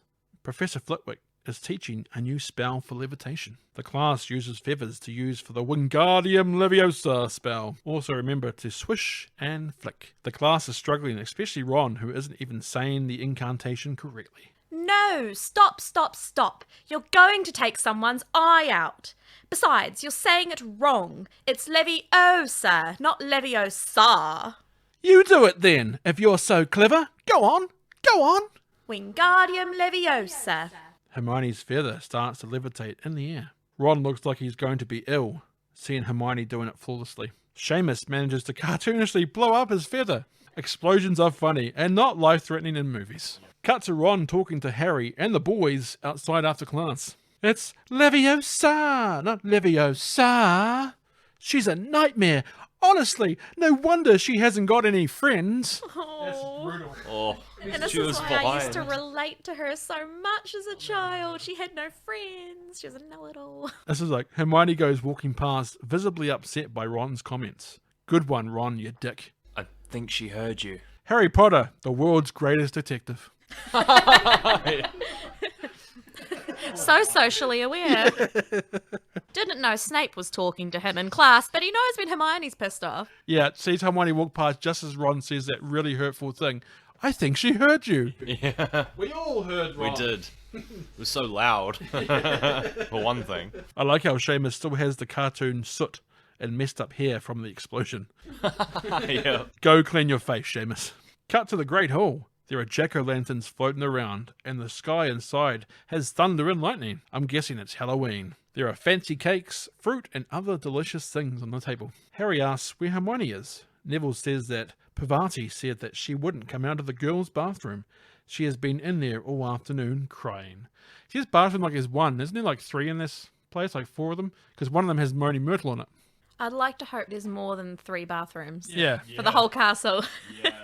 But he just says it like there's like it's one though. He says it like she's in the bathroom and she won't come out. It's like, Which one? yeah. Could you imagine? Because like the Gryffindor common room is at the top of a tower, and could you imagine if they only had bathrooms down on the first floor? Then again, maybe it's a magic bathroom, and no matter where the bathroom you enter into, it's the same one. Magic. The room of requirement indeed.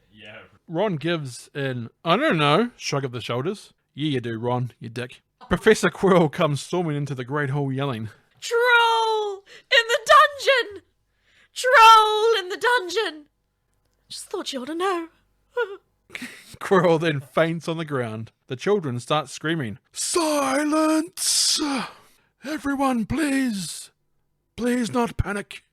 Now, prefects will lead their house back to the dormitories. Teachers will follow me into the dungeons. Ron says how trolls can't get in by themselves, as trolls are really stupid. Harry then realizes that Hermione doesn't know. Harry and Ron break away from the Gryffindor group and go and look for Hermione. As Harry and Ron are running towards the girls' bathroom, they see a large shadow of a creature up ahead. I think the troll has left the dungeon. It's going into the girls' bathroom. Again, Harry, the world's greatest detective. Hermione picks this exact moment to come out of the bathroom stall. She comes face to face with a 2001 CGI troll. Scary. The troll starts swinging its club around, smashing down the bathroom stalls. Hermione is now covered in broken wood debris and terrified for her life. Good one, Ron, you dick. Harry and Ron come bursting through the bathroom door. Hermione, move! Harry and Ron start throwing things at the troll to get its attention. Hermione scrambles under the sinks, but the troll sees her and swings at the sinks. Harry decides that grabbing the top of the troll's club and being lifted is a good idea. Harry then lands on top of the troll, riding him like a dad giving a kid a piggyback ride. The dad doesn't ride the child. It's the other way around, Greg. I've been doing it wrong. Oh. Harry then sticks his wand up the troll's nose. Harry yells at Ron to do something. Anything! Ron pulls out his wand. Wingardium Leviosa! Ron manages to levitate the troll's club. Ron then hits the troll in the head with its own club. The troll falls down, unconscious. Is it dead? I don't think so. Just knocked out. Harry gets his wand out of the troll's nose. Harry has to wipe the troll boogers off on his robe. McGonagall, Quirrell and Snape come running in. McGonagall tells Harry and Ron to explain themselves. Hermione covers for them, saying she thought she could fight the troll alone, and that Harry and Ron saved her. Harry notices that Snape has what looks to be a claw or bite mark on his leg. 5 points are taken from Gryffindor for Hermione's serious lack of judgment. 5 points will be awarded to Harry and Ron each for sheer dumb luck. Quirrell says for the kids to go, the troll might wake up. So Quirrell's hanging around for some reason. Shady. Harry, Ron and Hermione are having breakfast. Today is Harry's first Quidditch match. Snape comes to the table. Good luck today, Potter. Then again, now that you've proven yourself against a troll, a little game of Quidditch should be easy work for you, even if it is against Slytherin. Harry notices Snape limping as he walks off. Thought Snape would be able to whip up a healing potion or something by now. Detective Harry. The world's greatest detective, Harry Potter. Harry tells Hermione his theory that Snape let the troll in as a diversion so he could try and get past the three-headed dog, but he got himself bit, and that's why he is limping. Hermione wonders why anyone would go near that dog. Harry explains about the item that Hagrid took from the Gringotts the day he was with them. The object is what the dog is guarding. That is what Snape wants. Hedwig then arrives with a broom-shaped parcel. Hedwig is a beast for carrying that. Hedwig then drops it in Harry's arms. Harry opens the parcel. It's a Nimbus 2000, the fastest broom currently on the market. But only for another year or two. Yeah, then the firebolt comes out. No, yeah. McGonagall smiles at him. It was she who gave Harry the Nimbus. Anything to win the Quidditch Cup for your house, eh, McGonagall? She's probably got a bet on with Dumbledore. Cut to Harry walking out with the Gryffindors, preparing to enter the Quidditch arena. Wood asks Harry if he's scared. When Harry says a little, Wood tells them the story of his first game. He doesn't remember much of his first game, though, as he took a bludgeon to the head 2 minutes in. Wood woke in hospital a week later. That story should settle Harry's nerves. The Gryffindor team then enter the arena. Slytherin versus Gryffindor. Madam Hooch is the ref. So pretty much Slytherin don't play by the rules as they do cheap shot after cheap shot, knocking Wood out into the ground, leaving Gryffindor without a keeper. The Slytherin with bad teeth is the worst of them all. Marcus Flint. Is that his real teeth? I hope not. It reminds me of Simpsons, a great big book of British smiles. Another one of the Gryffindor players gets railroaded into one of those fabric grandstands, knocking her to the ground. Harry is watching his teammates get taken out one by one. Suddenly, though, Harry sees the golden snitch and goes after it. As Harry starts to fly, though, his broom starts to go out of control, like it's trying to shake him off his broom. Hermione spots Snape in the stands with her binoculars. Snape seems to be jinxing Harry's broom. Hermione, though, has a plan. Harry continues to struggle with his broom while Hermione makes her way underneath the grandstand Snape is in. Hermione pulls out her wand and casts a spell that sets Snape's cloak on fire. As Snape panics with the realization that he's in fact on fire, he knocks Quirrell over on the seat above. Harry's broom starts to act normally again. He hops back on and chases after the golden snitch. Harry fights the other sneaker for prime snitch position. They both then freefall chase the snitch down. The Slytherin sneaker gets scared and bails. Harry, though, follows the snitch low on the ground, then stands up on his broom. As he goes to grab the snitch, he falls over. When Harry gets back up, he looks like he's about to be sick. Instead, however, he coughs up the golden snitch. Match over, Gryffindor wins. Quidditch seems to be a sport where most of the action is pretty much meaningless. The only thing that actually matters is the snitch. You could be the greatest keeper ever, but never win a single game if your seeker sucks. That would be a tough pill to swallow. It would.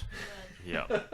Harry, Ron and Hermione talk to Hagrid about Snape being the one jinxing Harry's broom. Hagrid calls that theory nonsense. Why would Snape want to curse Harry's broom? Harry asks, why would Snape try and get past the three-headed dog on Halloween? Who told you about Fluffy? Fluffy? That thing has a name? Well, of course he has a name. He's mine. I bought him off an Irishman at the pub last year. I lent him to Dumbledore to guard the... Yes? Shouldn't have said that. No more questions. That's top secret, that is. But, Hagrid, whatever Fluffy is guarding, Snape's trying to steal it. Codswallop. Professor Snape is a Hogwarts teacher. Hogwarts teacher or not, I know a spell when I see one. I've read all about them. You've got to keep eye contact, and Snape wasn't blinking. Exactly. You got to keep eye contact. Don't blink. Prolonged eye contact. It's like you see like two like of the greatest wizarding masters just looking at each other for like a day. Their eyes like bloodshot red. I've had those staring competitions with my cats before. Yeah. So I'm thinking I'm prepared. I'm prepared for full-on eye contacts for spells. Now, you listen to me. All three of ya. You're meddling in things that ought not to be meddled with. It's dangerous. What that dog is guiding is between Dumbledore and Nicholas Flamel. Nicholas Flamel. I shouldn't have said that. I should not have said that. Nicholas Flamel? Who's Nicholas Flamel? For the first time in history, I don't know. Come on, Hermione. You're better than that. Should have read about it. Yeah, should have read about Hogwarts history. How could she be so stupid? Cut to a wintry, snowy Hogwarts castle. Hagrid is dragging a large Christmas tree into the castle. Hermione arrives in the Great Hall with a suitcase on wheels. Hermione sees Ron and Harry playing wizard's chess at a table, while Professor Flitwick levitates decorations onto the Christmas tree. Ron's queen on the chessboard gets off her chair and uses it to destroy one of Harry's chess pieces. That's totally barbaric. That's wizard's chess. I see you've packed. I see you haven't. Change of plans. My parents went to Romania to visit my brother Charlie. He's studying dragons there. Good. You can help Harry then. He's going to look in the library for information on Nicholas Flamel. We've looked there 100 times. Not in the restricted section. Happy Christmas. I think we've had a bad influence on her. Cut to Hedwig sitting on a chair in the dormitory. You can hear Ron yelling for Harry to wake up. Harry puts his glasses on and runs down the main common room area. Ron and Harry wish each other a happy Christmas. Harry asks Ron what he's wearing. It's a jersey his mum made. Ron says it looks like she made one for Harry too. Harry is astonished.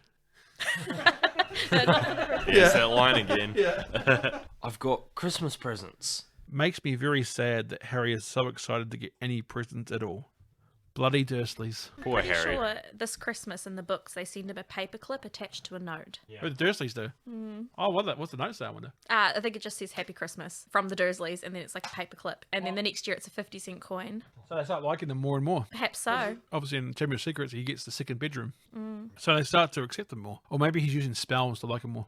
In the books, they'd moved him to the spare room after they got the first under the cupboard letter, and they're like, how do these people know where we're keeping him? So they moved him to a bedroom, hoping to avoid scorn. Ah, so then so they won't get in trouble from magicians. Ah, so there's still selfish reasons. Yeah, That's classic Dursleys, though. I thought it might be Harry doing some sort of charms on them. if only. Harry grabs the present and reads the note that was attached to the wrapping. Note reads, Your father left this in my possession before he died. It is time it was returned to you. Use it well. so who do we think sent this to Harry? Are we all thinking Dumbledore? Yeah. 100%. Well, because he'd been yeah. using it canonically for years. I think it was John Cena, because you couldn't see him. His time is now.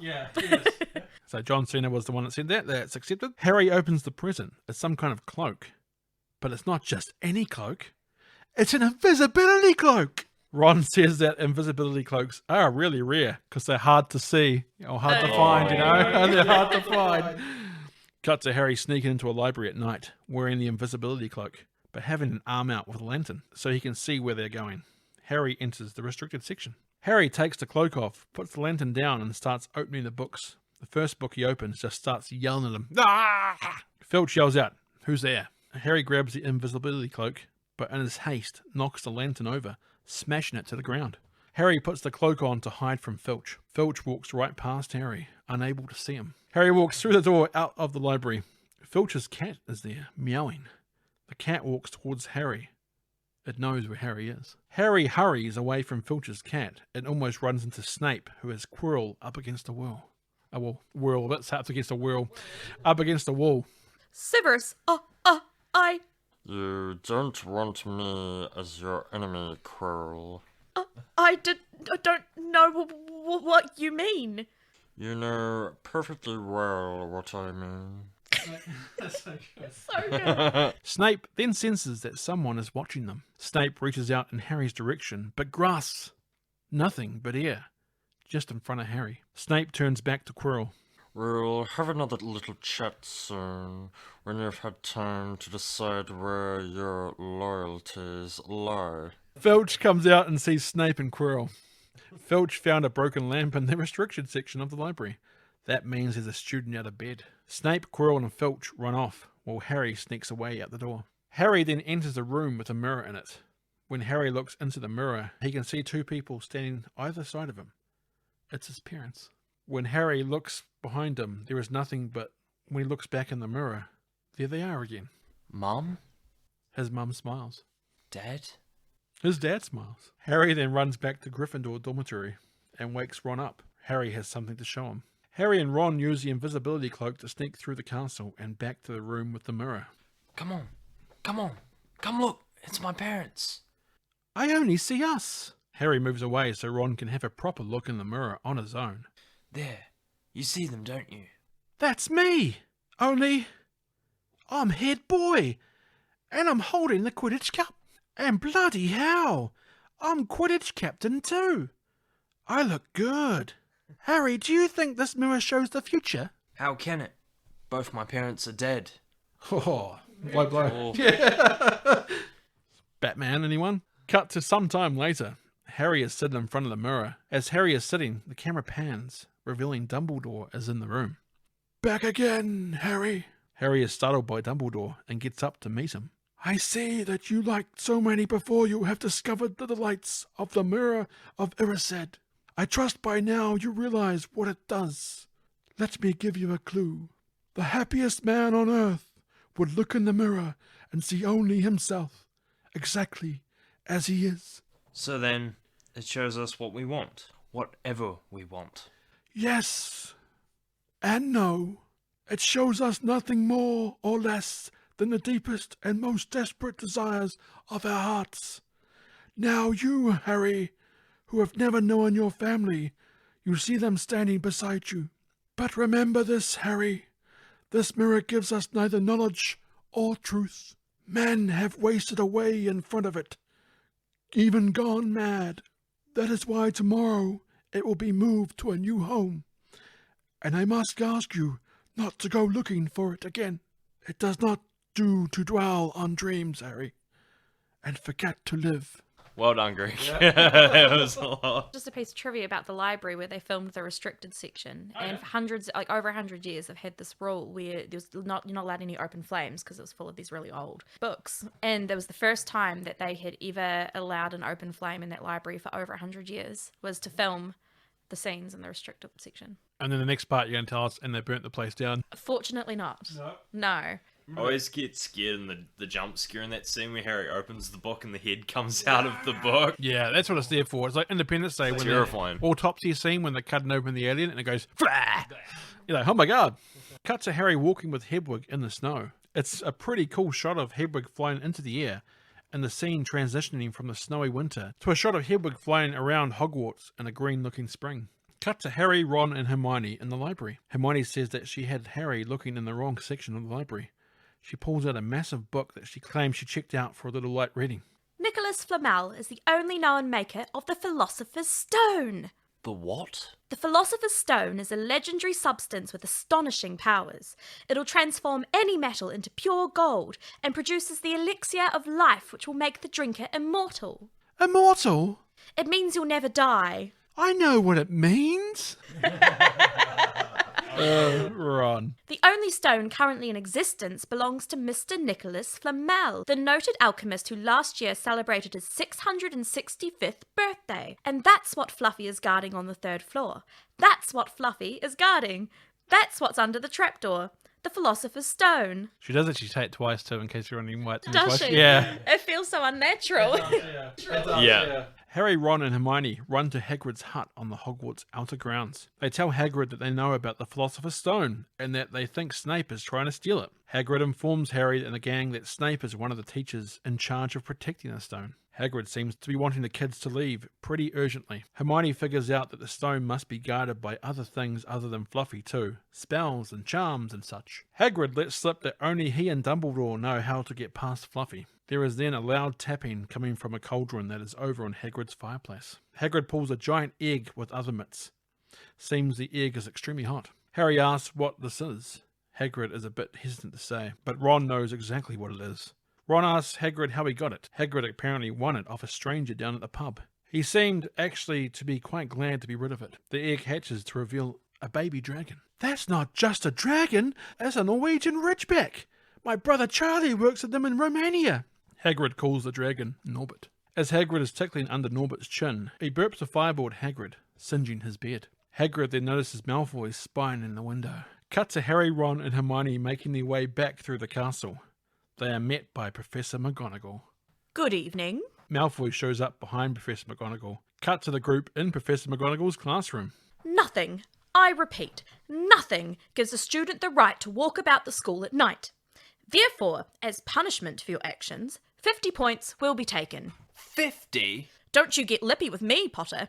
I know magic karate, you know. I could snap you like a twig, use magic to put you back together, and snap you again. Got it on one of the lines. This line doesn't actually really happen, just keeping you on your toes. Now back to what actually happened. 50? Each. Malfoy smiles, so proud of his narking skills. And to ensure it doesn't happen again, all 4 of you will receive detention. Excuse me, Professor. Perhaps I heard you wrong. I thought you said the 4 of us. No, you heard me correctly, Mr. Malfoy.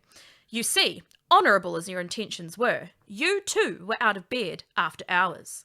Harry sadistically smiles. You will join your classmates in detention. There you go. How did you like that line? Cut to Harry, Ron, Hermione, Malfoy and Filch heading outside the castle. Oh, okay. So detention is happening straight away then. Filch talks about the good old detention days where students would be hanging by their thumbs in the dungeon. Good times, eh, Filch? Filch tells the group that they will be serving detention with Hagrid tonight. Wait, isn't hanging with Hagrid the reason they got detention in the first place? Oh well, cool. He's got a little job to do inside the dark forest. A sorry lot, this, Hagrid. Hagrid looks sulky and sad. Oh, good God. You're not still on about that bloody dragon, are you? Hagrid readies a crossbow. Norbert's gone! Dumbledore sent him off to Romania to live in a colony! Well, that's good, isn't it? He'll be with his own kind. Hagrid then goes on about what if he doesn't like Romania. The other dragons might be mean. Oh. Oh, for God's sake, pull yourself together, man. You're going into the forest after all. Got to have your wits about you. The forest? I thought that was a joke. We can't go in there. Students aren't allowed, and there are werewolves. Oh, there's more than werewolves in those trees, lad. You can be sure of that. Nighty-night. Filch walks off. Hagrid and the 4 kids enter the dark forest. Dark forest, yum. Almost sounds like a chocolate bar flavour. Hagrid notices a pool of silver liquid and puts his finger in it. It's unicorn blood, and is the reason why they needed to go into the forest. Hagrid found a dead unicorn a few weeks ago in the forest. This one has been hurt bad by someone. Harry sees a cloaked figure in amongst the trees. Hagrid says it's their job to find the poor beast. Ron and Hermione go with Hagrid, while Harry and Malfoy have to buddy up and search elsewhere. Okay, then I get Fang. Fang is Hagrid's dog. Fine. Just so you knows, he's bloody coward. Cut to Draco and Harry walking through the forest with Fang. Just wait till my father hears about this. This is servant stuff. If I didn't know better, Draco, I'd say you were scared. I'm not scared, Potter. The two continued to search the forest. Harry, Draco and Fang come across a cloaked figure feeding on a unicorn. Harry's scar starts to hurt. Draco yells and runs away, so does Fang. Harry stays, while the floating cloaked figure gets closer and closer to him. Harry makes the worst attempt I think I've ever seen to try and escape, by slightly shuffling backwards on the ground and being cornered by some tree roots. Yeah. It was so bad. A centaur comes galloping in from behind Harry and wards off the cloaked creature with its horse legs. Talking before Tenson off air about how you thought this scene was very creepy and scary. It was. Terrified a young me when I was a kid. And it is probably the creepiest scene in the whole movie, I'd say. Oh, definitely. I don't know, Voldemort's head on the back of Quirrell. Yeah, but this one had like silver unicorn blood and a dark figure. It's pretty close. Yeah. Still the scariest looking Voldemort, though, Yeah. is the actor that plays him, Yeah, it was pretty creepy. in my opinion. The CGI centaur, though, is looking awfully rough today. Yeah, oh, yes. Oh. The centaur tells to leave at once, as Harry's known to many creatures there. The forest is not safe at this time, especially for him. The centaur says this thing is a monstrous creature. It is a terrible crime to slay a unicorn. Drinking the blood of a unicorn will keep you alive, even if you're an inch from death, but at a terrible price. For you have slain something so pure that from the moment the blood touches your lips, you will have a half-life a cursed life. What would unicorn blood taste like, though? Skittles. Skittles, you reckon? I'd hope something good. Be very sweet, I reckon. Something candy-like, yeah. Harry asks who would choose such a life. Centaur says, "Can you think of no one?" That thing was Voldemort. Centaur asks if Harry knows what is hidden in the school at this very moment. The Philosopher's Stone. Hagrid, Ron and Hermione then show up. Hagrid says, "Hello there, friends." Ah, so the centaur is called Firenze. Cut to Harry telling Hermione and Ron about Voldemort snacking on unicorns. Put them in a microwave and you might have a uni popcorn. Harry determines that Snape doesn't want the stone for himself. He wants to give it to Voldemort. With the elixir of life, Voldemort will be strong again. Then he will make his return. Hermione reminds Harry that Dumbledore was always the one wizard Voldemort always feared. As long as Dumbledore is around, they will be safe. Cut to daytime. Hermione is talking about how fun their exams were. Harry's scar keeps burning. He tells Ron and Hermione that it has happened before. Harry thinks it's a warning. It means danger is coming. Maybe it means it's infected. Some Robitussin should fix that. Yeah. Harry, Ron and Hermione notice Hagrid playing a flute outside his hut. Harry then realizes that it's a bit odd that Hagrid, who always wanted a dragon, just happens to get an egg from a stranger. Hagrid, who gave you that egg? What did he look like? I don't know. I never saw his face. He kept his hood up. You and the stranger must have talked. Well, he wanted to know what creatures I looked after. I told him, I said, after Fluffy, a dragon's gonna be no problem. Did he seem interested in Fluffy? Well, of course he was interested in Fluffy. How often you come across a three-headed dog, even if you're in the trade? But I told him, I said, the trick with any beast is to know how to calm him. Take Fluffy, for example. Just play him a bit of music and he falls straight to sleep. Harry, Ron and Hermione now know that Voldemort knows how to get past Fluffy. I shouldn't have told you that. Harry and the team run away from Hagrid and directly to Professor McGonagall. Good thing Hagrid gave Harry a flute for Christmas. Harry demands to see Dumbledore immediately. Professor McGonagall informs them that Dumbledore is not here. He received an urgent owl from the Ministry of Magic and left for London. Oh, convenient. Dumbledore is gone. Harry says that he has some important information about the Philosopher's Stone. McGonagall doesn't know how Harry and the team found out about the stone, but she assures them that the stone is well protected. McGonagall tells them to go back to their dormitories quietly. In other words, keep your damn mouths shut about the Philosopher's Stone. I could snap you like a twig.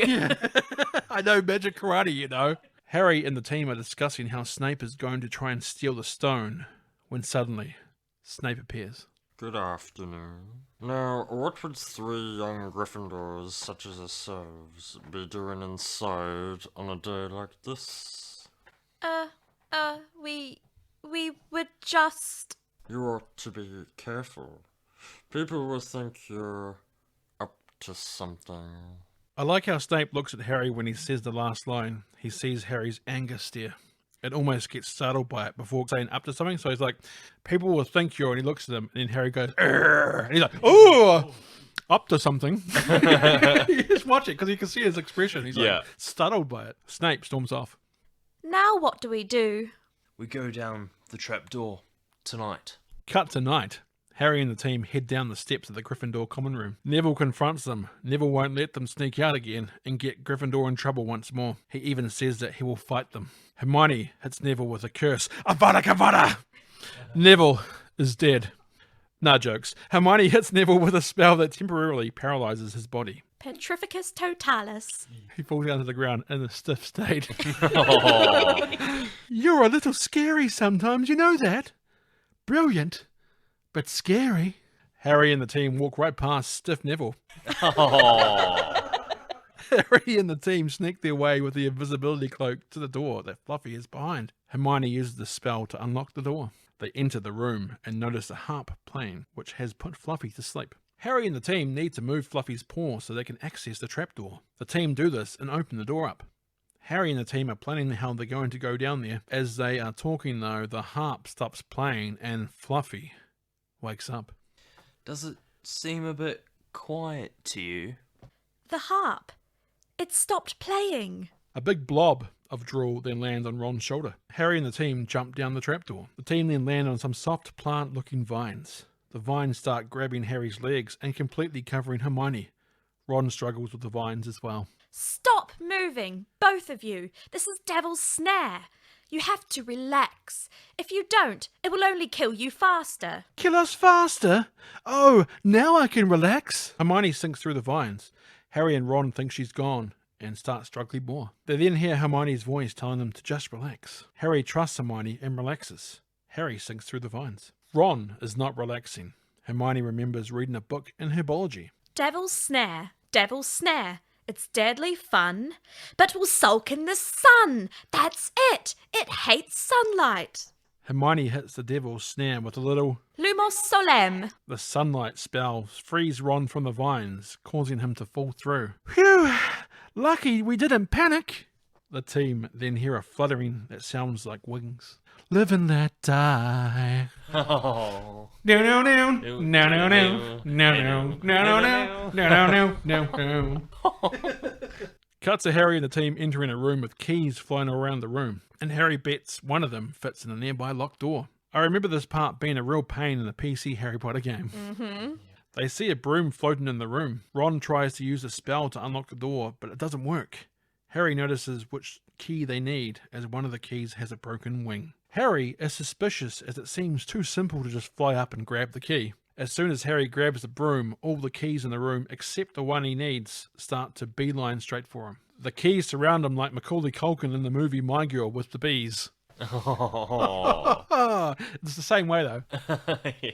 Spoiler, Macaulay Culkin dies from bee sting in My Girl. It's a great uplifting kids movie that I watched when I was young. It's like, he's going to come back, right? No, he's dead. Emotional damage. Harry speeds off after the key with a broken wing. Once he has it, he tosses it to Hermione, who unlocks the door. Hermione and Ron open the door and get through it. Harry then speeds through on a broom. You can hear all the keys passing the door on the other side. You can hear all this here like hitting the wood. It's like bam, bam. Harry and the team enter the room. There are large statues in this room. Where are we? A graveyard? This is no graveyard. Ron looks around the room. It's a chessboard.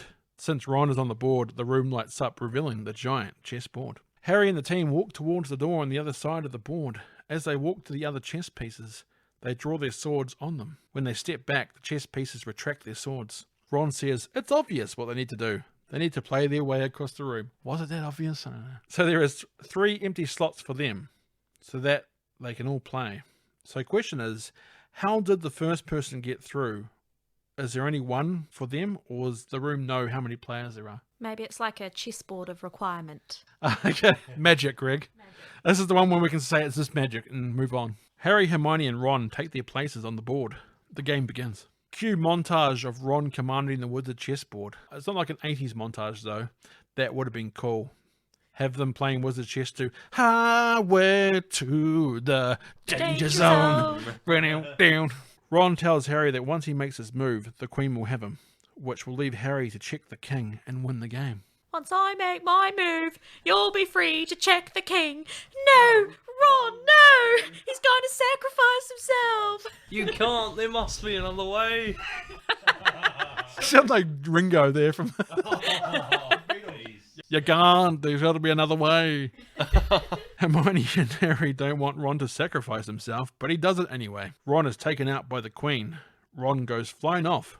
Hermione goes to run to check on Ron, but Harry says not to move as they're still playing. Harry approaches the king and says, checkmate. Just like Jeff Goldblum in Independence Day.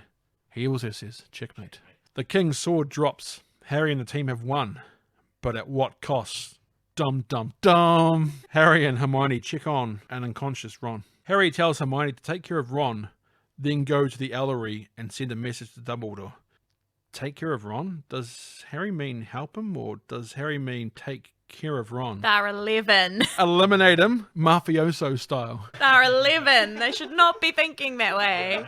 Take care of him. He's beyond help. Make sure no one finds the body. Do the humane thing. Harry must go on alone. Hermione says that Harry is a really great wizard. But is he really? Do we even see him do Wingardium Leviosa? I'm not sure. He hasn't done any spells or potions. Only thing he can do is ride a broomstick. Yeah. Only thing we've seen. Master at Quidditch, and that's it. Yeah. Harry starts walking down some steps, similar to Luke Skywalker in Return of the Jedi. Harry's scar starts to hurt again. Harry sees the mirror of Erised. Professor Quirrell is standing in front of it. You Quirrell turns around to face Harry. No, it can't be. Snape, he was... Yes, he does seem the type, doesn't he? Next to him, who would suspect poor stuttering Professor Quirrell? But that day, during the Quidditch match, Snape tried to kill me. No, dear boy. I tried to kill you. And trust me, if Snape's cloak hadn't caught fire and broken my eye contact, I would have succeeded, even with Snape muttering his little counter-curse. Snape was trying to save me. I knew you were a danger to me right from the off, especially after Halloween. Then you let the troll in. Very good, Potter, yes. Snape, unfortunately, wasn't fooled. While everybody else was running about, he went to the 3rd floor to head me off. He, of course, never trusted me again. Harry's scar starts to hurt again. He rarely left me alone, but he doesn't understand. I'm never alone. Never. Now, what does this mirror do? I see what I desire. I see myself holding the stone. But how do I get it? Use the boy. Come here, Potter, now. Harry walks up to the mirror. Tell me, what do you see? Harry sees himself with the Philosopher's Stone. His reflection then puts it in his pocket. Harry looks down and sees the bulge in his pants. I was waiting for that. Is that your wand? Are you happy to see me, Potter? What is it? What do you see? I'm shaking hands with Dumbledore. I've won the House Cup. He lies. Tell the truth! What do you see? Let me speak to him. Master, you're not strong enough. I have strength enough for this. Quirrell removes his head wrap from on top of his head. There is a face on the back of his head. Harry Potter, we meet again. Voldemort. Yes, you see what I've become. See what I must do to survive. Live off another, a mere parasite. Unicorn blood can sustain me, but it cannot give me a body of my own. But there is something that can. Something that, conveniently enough, lies in your pocket. Harry runs away, back up the stairs. Stop him! Quirrell clicks his fingers and the room is surrounded by a wall of fire. Don't be a fool. Why suffer a horrific death when you can join me and live? Never! Bravery. Your parents had it too. Tell me, Harry, would you like to see your mother and father again? Together, we can bring them back. Harry's parents show up in the mirror. All I ask is for something in return. Harry pulls out the stone from his pocket. That's it, Harry. There is no good and evil. There is only power, and those too weak to seek it. Together, we'll do extraordinary things. Just give me the stone.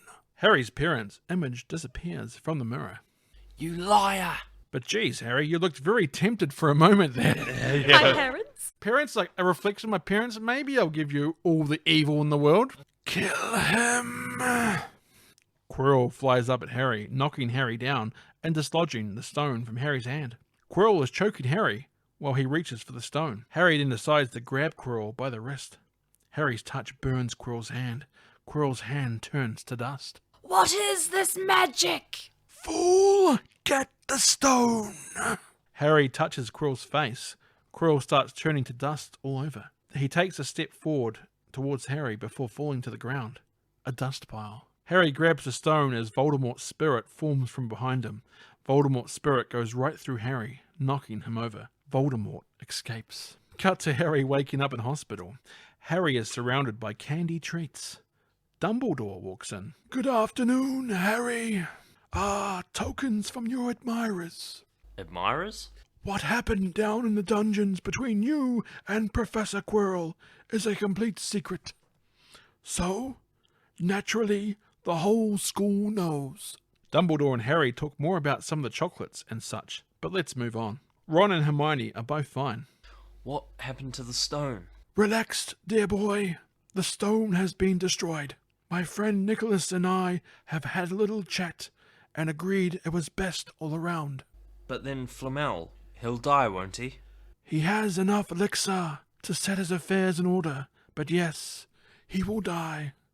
Harry asks how he got the stone. Dumbledore explains that only someone who wanted to find the stone, find it but not use it, would be able to get it. That's such a workaround. Loophole. Harry asks if Voldemort could come back. Dumbledore says, nah bro, he can still come back. Nah, bro. You'll find out why in like 4 more movies. Dumbledore explains that because his mum sacrificed herself for him, she left an invisible love mark on him, Oh. which made it impossible for Voldemort to kill him. That's why Quirrell burned up when Harry touched him. Ah, Bertie Bott's every flavour beans.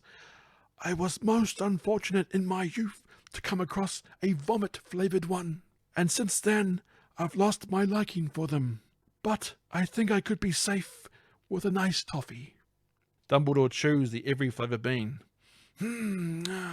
Alas, earwax. Cut to Harry meeting back up with Ron and Hermione. Cut to the last Great Hall ceremony of the year to award the House Cup. Slytherin banners are everywhere as they are currently in the lead. Currently in 4th, we have Gryffindor with 312 points. 3rd is Hufflepuff with 352 points. 2nd is Ravenclaw with 426 points. And 1st is Slytherin with 472 points. But Dumbledore has some last-minute points to award out due to some recent events. The gnome hats the students are wearing look completely stupid. Gryffindor needs 160 points to tie with Slytherin. Hermione gets 50 points for being smart while in danger. Ronald gets 50 points for playing chess good. Harry gets 60 What point? Harry gets 60 points for not giving the stone to Voldemort. That's 160 points. Now they are tied with Slytherin. But Dumbledore's not finished. Neville gets 10 points for trying to beat up Harry and the team. Gryffindor now win the House Cup. Stuff those guys, right? I love it how he announces that Slytherin's the winner. He's like, nah, wait, psych. I would feel screwed if I was in Slytherin. Yeah. The whole thing feels rigged. Absolutely. Dumbledore changes all the decorations from Slytherin to Gryffindor. Everyone is celebrating, except for Slytherin, by throwing their gnome hats in the air. Cut to, all the students are leaving on the Hogwarts Express, back to their parents. Harry goes over to Hagrid. Thought you were leaving without saying goodbye, did ya? Hagrid gives Harry a book that has a moving picture of Harry's parents and himself as a baby. Why didn't he give it to him like when he first met him? Thanks, Hagrid. Harry hugs Hagrid. I wonder what Hagrid smells like. It can't be good. I don't know why I was picturing like cigars or like cigarettes or something. Smoke and kind of like just earthy, like plants and stuff. Yeah, manure, yeah. Yeah. Yeah, from the pumpkin patch, obviously. Yeah. Oh, listen, Harry. If that dolt of a cousin of yours, Dudley, gives you any grief, you could always, threaten him with a nice pair of ears to go with that tail of his. But, Hagrid, we're not allowed to do magic away from Hogwarts. You know that. I do? But your cousin don't, do he? Harry runs back to Ron and Hermione at the train carriage entrance. Feels strange to be going home, doesn't it? I'm not going home. Not really. Harry waves to Hagrid as the train starts moving away. End of movie. There we go, we got through it, guys. Now that we've gone through the movie, let's rate Harry Potter and the Philosopher's Stone. Master Podcaster, there's too many of them. What are we going to do? Right, so we've now rated Harry Potter and the Philosopher's Stone. Of course, I don't count this week, so I haven't actually written any scores down, but of course, Jemma and Tenson, you guys have. Let's begin with story. Tenson, what have you given it out of 5? So overall story, I've given a 4. I think that the story is really interesting, and as I said earlier in the podcast, it holds special place in my heart and for that nostalgic factor. And I just, find that I'm drawn completely into the world and can't wait for the next movie to come out when it was to come out, you know. But yeah, no, story I've given 4. Fair enough. And Jemma, what have you given story out of 5?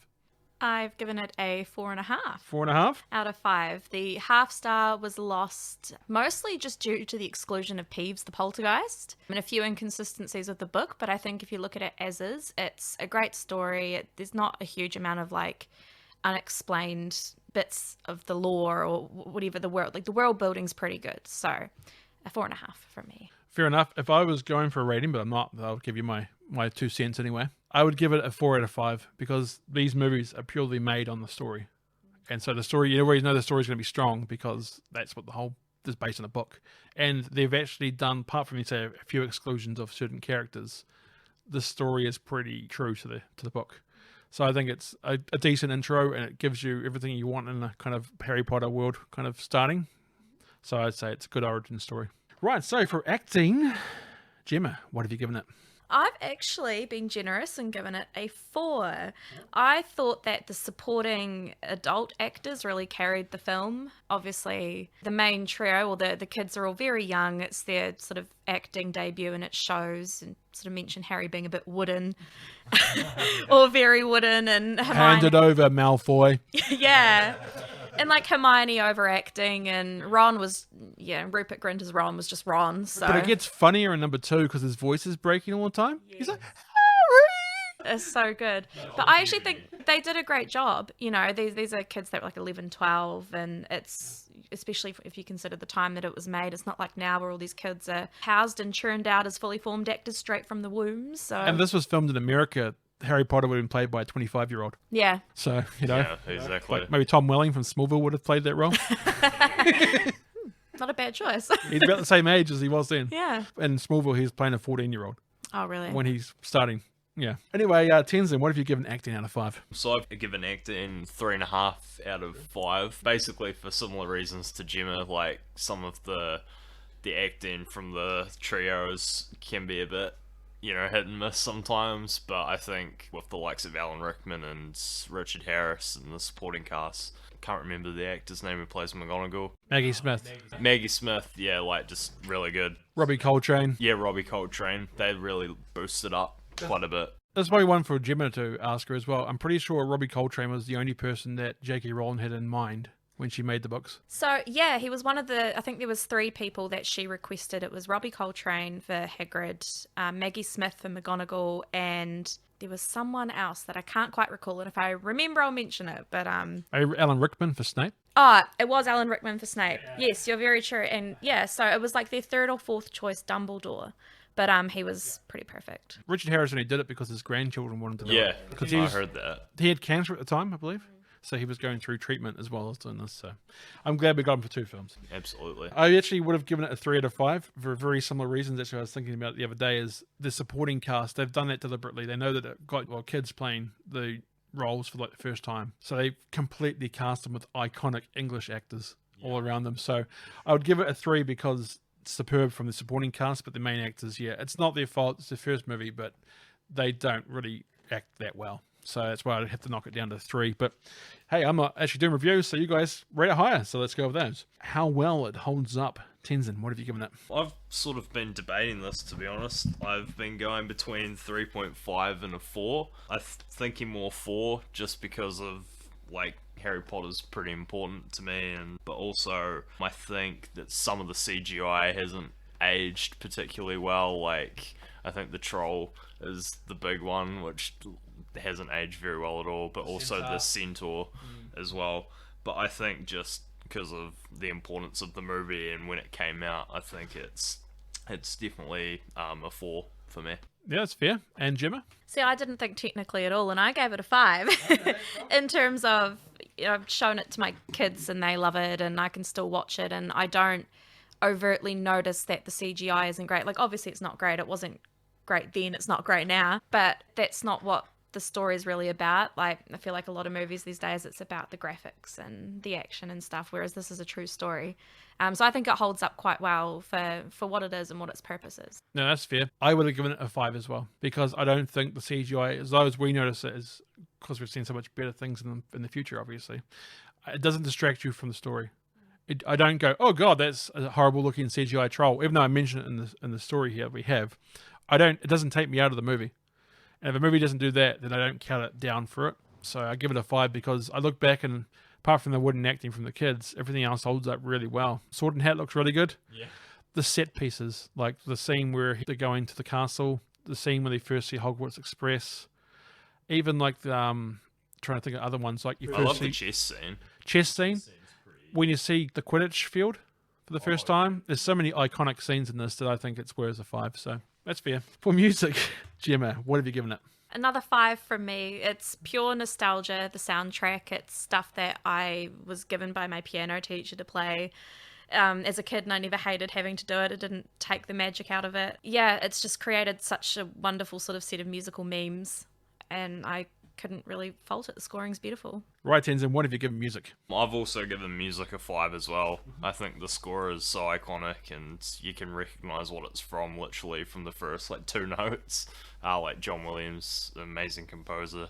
So yeah, I've given it 5 just because of how recognisable the score is. Yep, no, I can't disagree with either of those. I think it's John Williams. It's amazing this man has done so much music, yet he can make every single movie he pretty much does different. I say Hans Zimmer is a very, very good composer, and I'm not going to say he's bad, but a lot of his music sounds very familiar.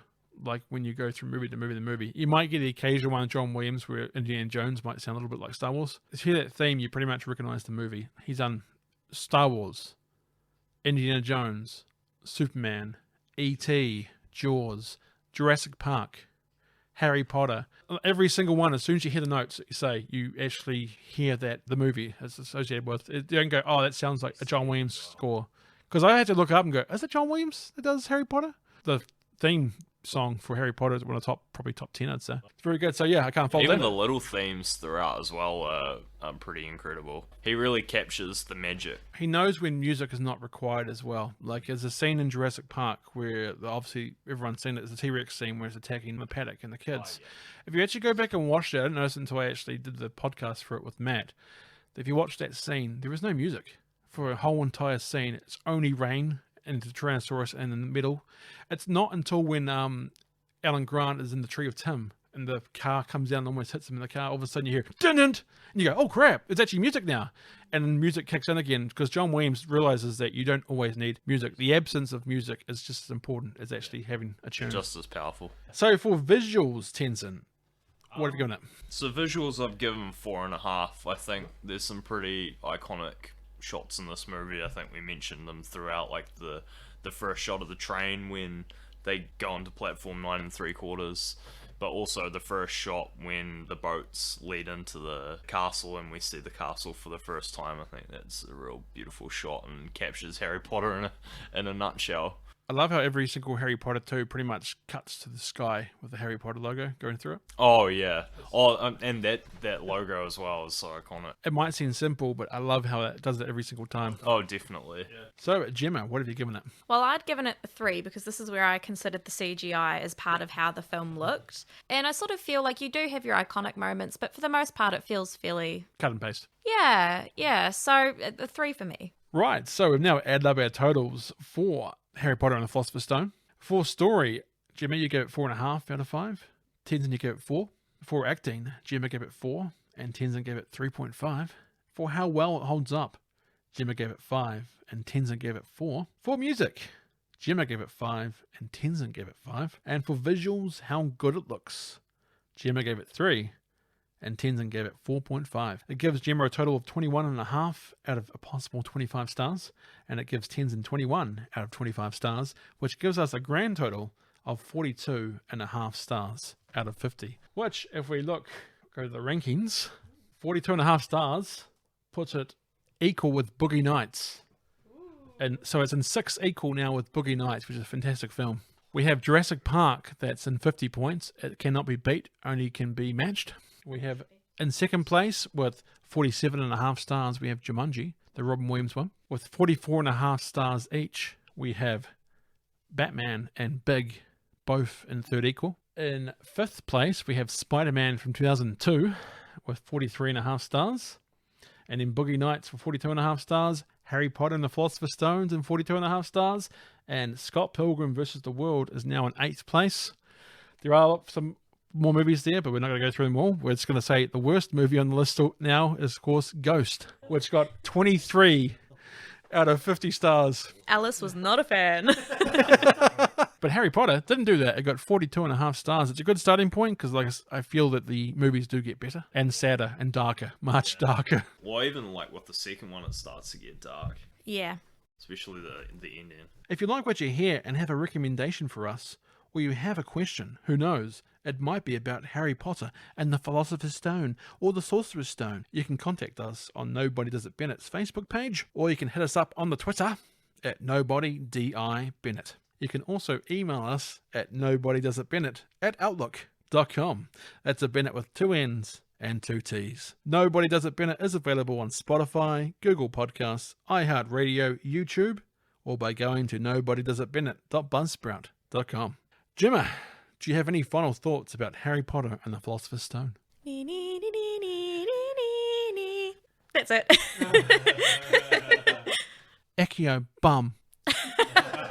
Stop it, Ron. Tenson, do you have any final thoughts about Harry Potter and the Philosopher's Stone? You know, Harry Potter is just such a great series, and it's part of everyone's childhoods, I think. But yeah, no, love it. Fair enough. For me, I've put Harry Potter and the Philosopher's Stone, or Sorcerer's Stone in the US, as a movie that starts off the Harry Potter franchise well. Not perfectly, but well. The acting from the 3 child stars may not be great, but the ensemble cast they put around them were superb. The main theme by John Williams is also one to remember. Tenson, Jemma, thank you so much for joining me tonight to talk some Harry Potter. Thanks for having me. Oh, it's fun. It was a lot of fun. Yeah, it was good. It was. And we'll have to do Harry Potter and the Chamber of Secrets at some stage. Or I'll be in the future, it'll be coming out, especially if people email me and say, do it! Indeed. And thank you for listening. Remember, some others may do it better, but nobody does it Bennett. Take care. It's the end of the show, and now it's time to go. Don't be sad, just be glad. Then nobody does it